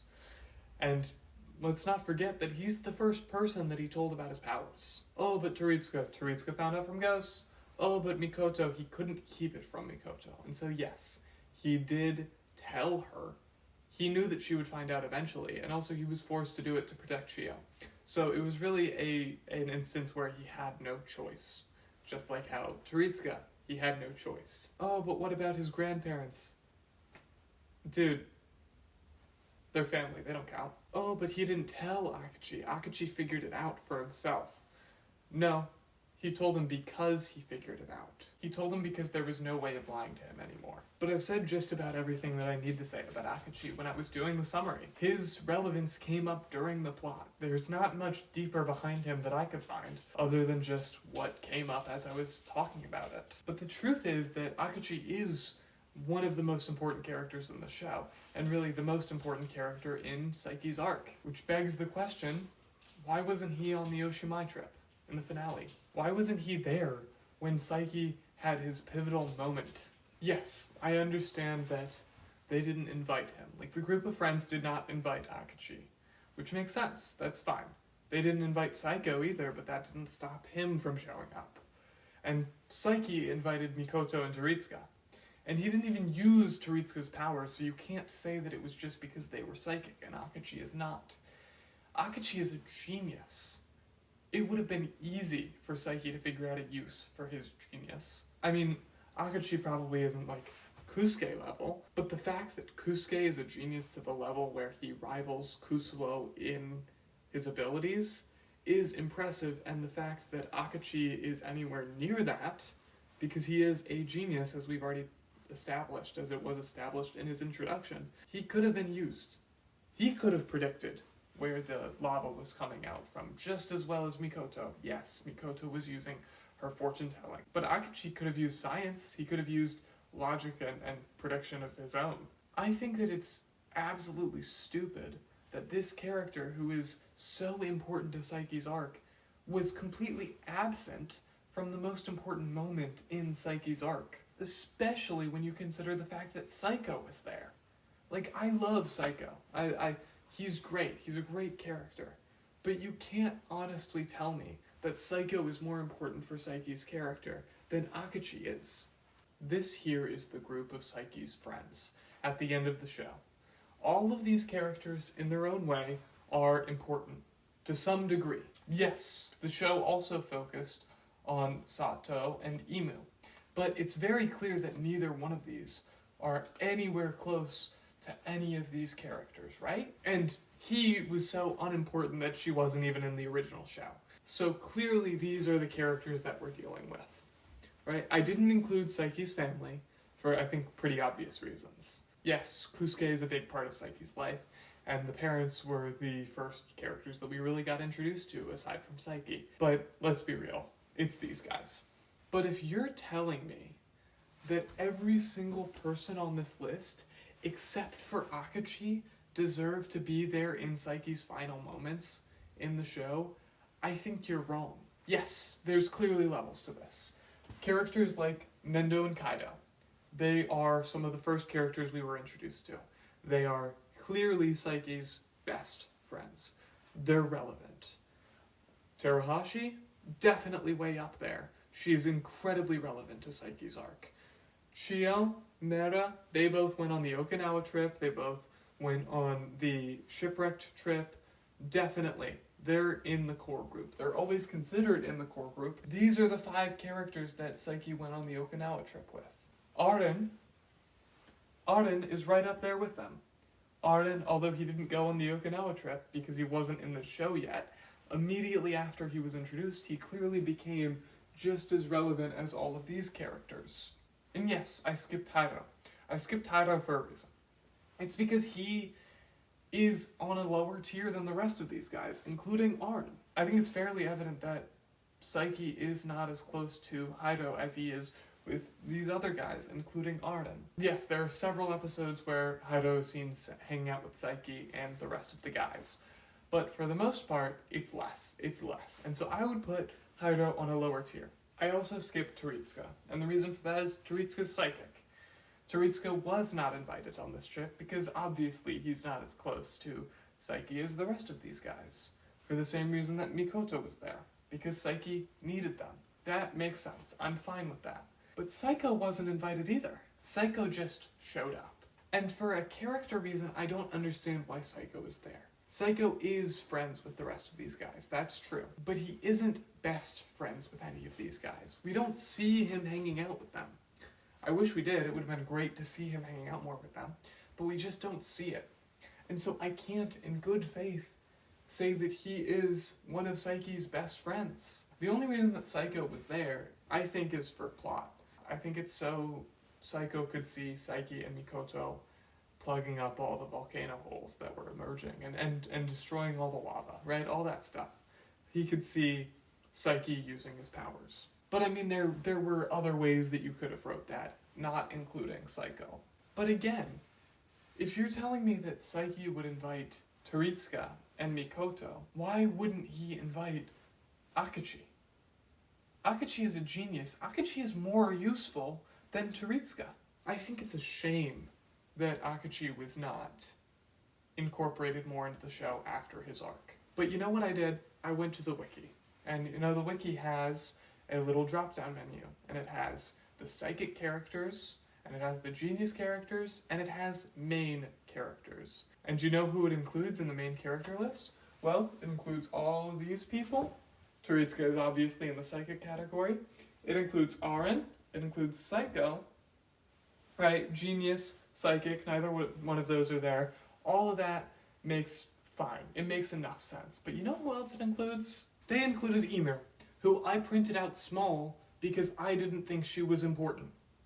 And you know what? She is not important. She shows up in a couple episodes. She shows up in probably more episodes than Saiko or Akachi.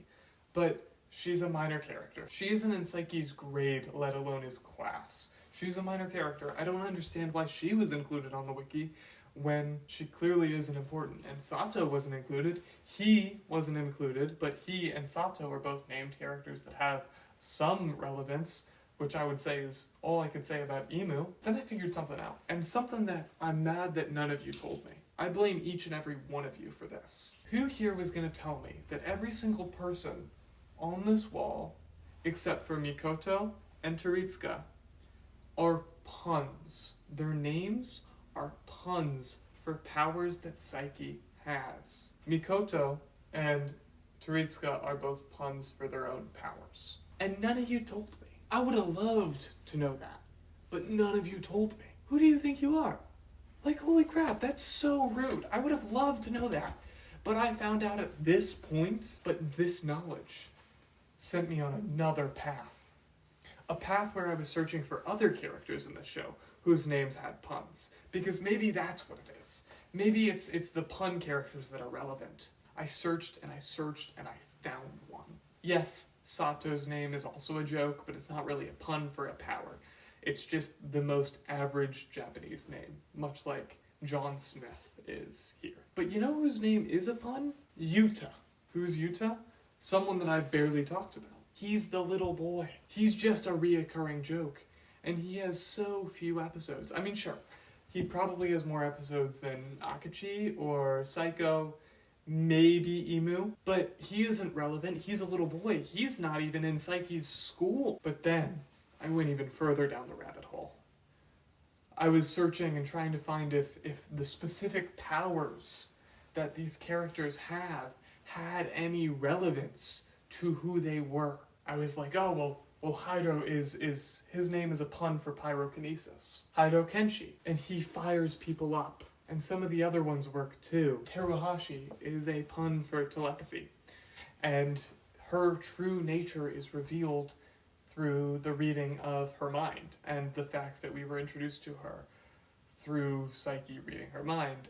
And she was most worried about him being able to read her mind when Saiki revealed his powers to her in that alternate universe. Right, but then Nendo is like telekinesis, which you could say is like a physical power, and if Nendo was able to use telekinesis, those times when he saved people, it would have worked better or something.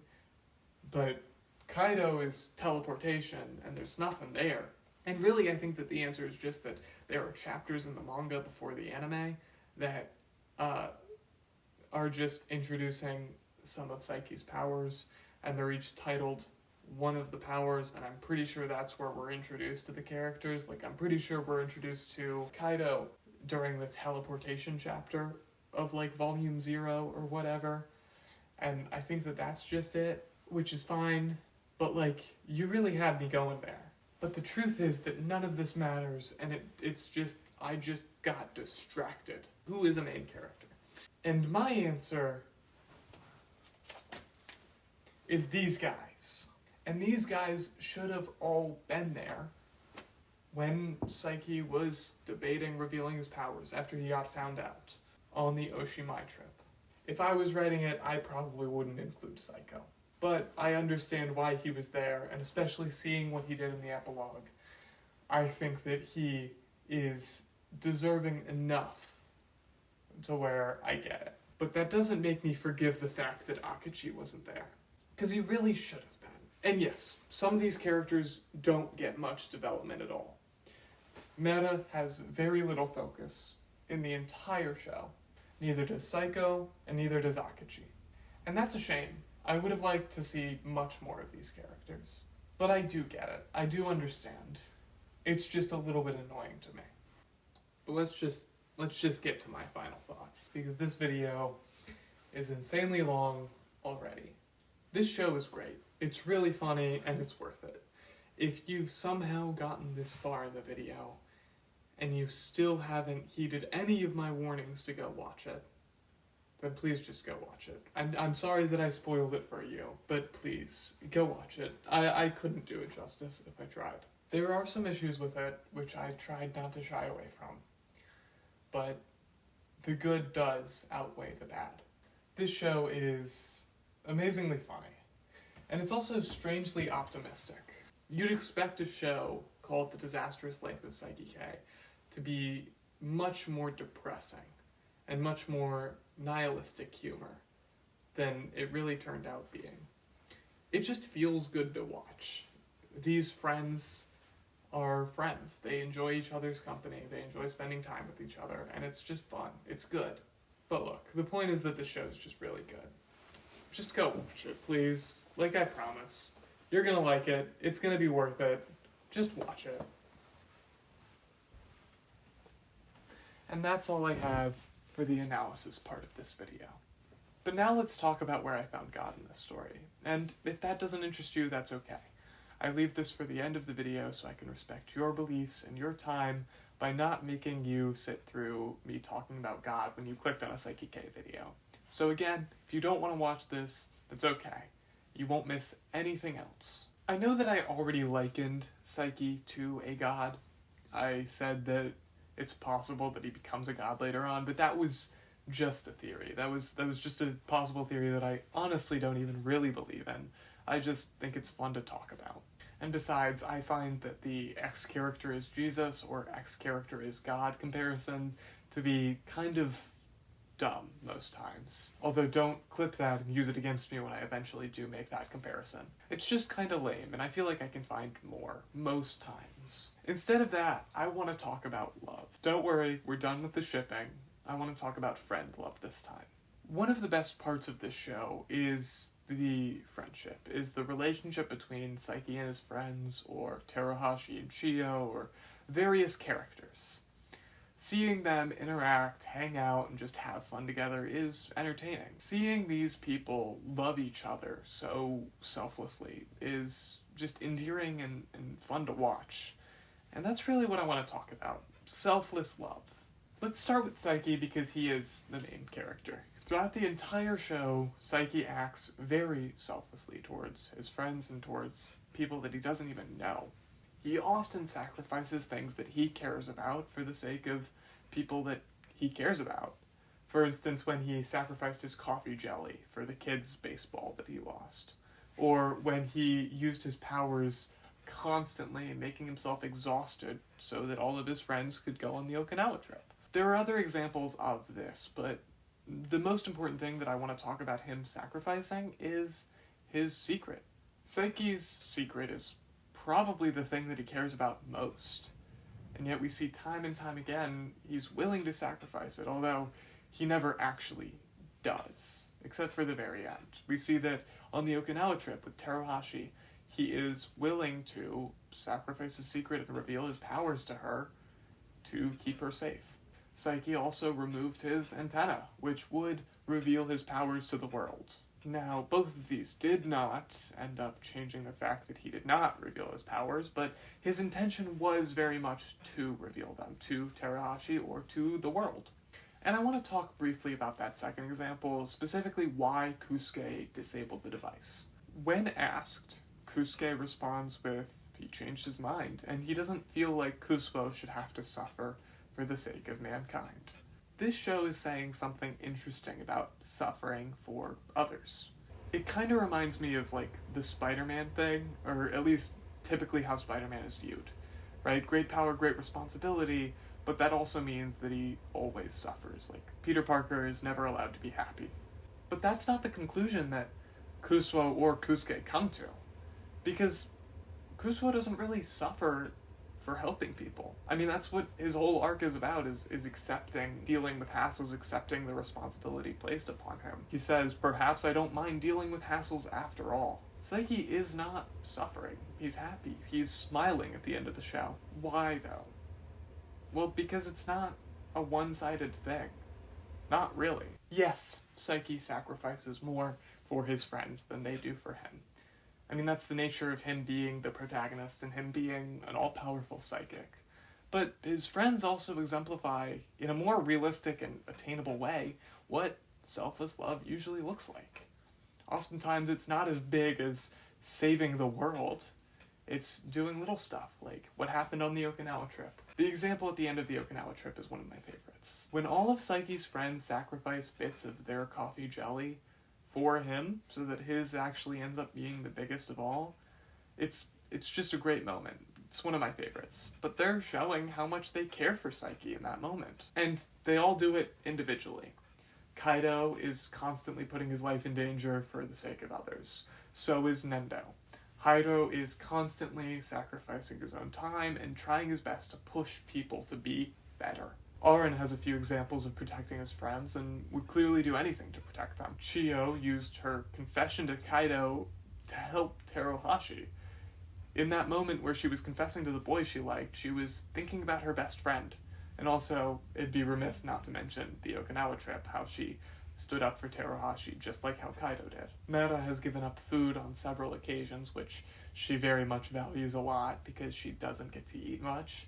But also, her whole thing is that she works so many jobs to provide for her family because they can't provide for themselves because most of her siblings are way too young. Now, Teruhashi is an interesting one because Teruhashi is clearly damaged. Her clearest example of selflessness is very selfish. She believes that because she is perfect, just by gracing others with her presence, she's helping them out. Now, I hope we can all agree that this is not really selfless, although she sure thinks it is. And it doesn't help the fact that she is technically right, that usually her presence does just help things happen because of comedy anime logic, but that's not even really the only thing.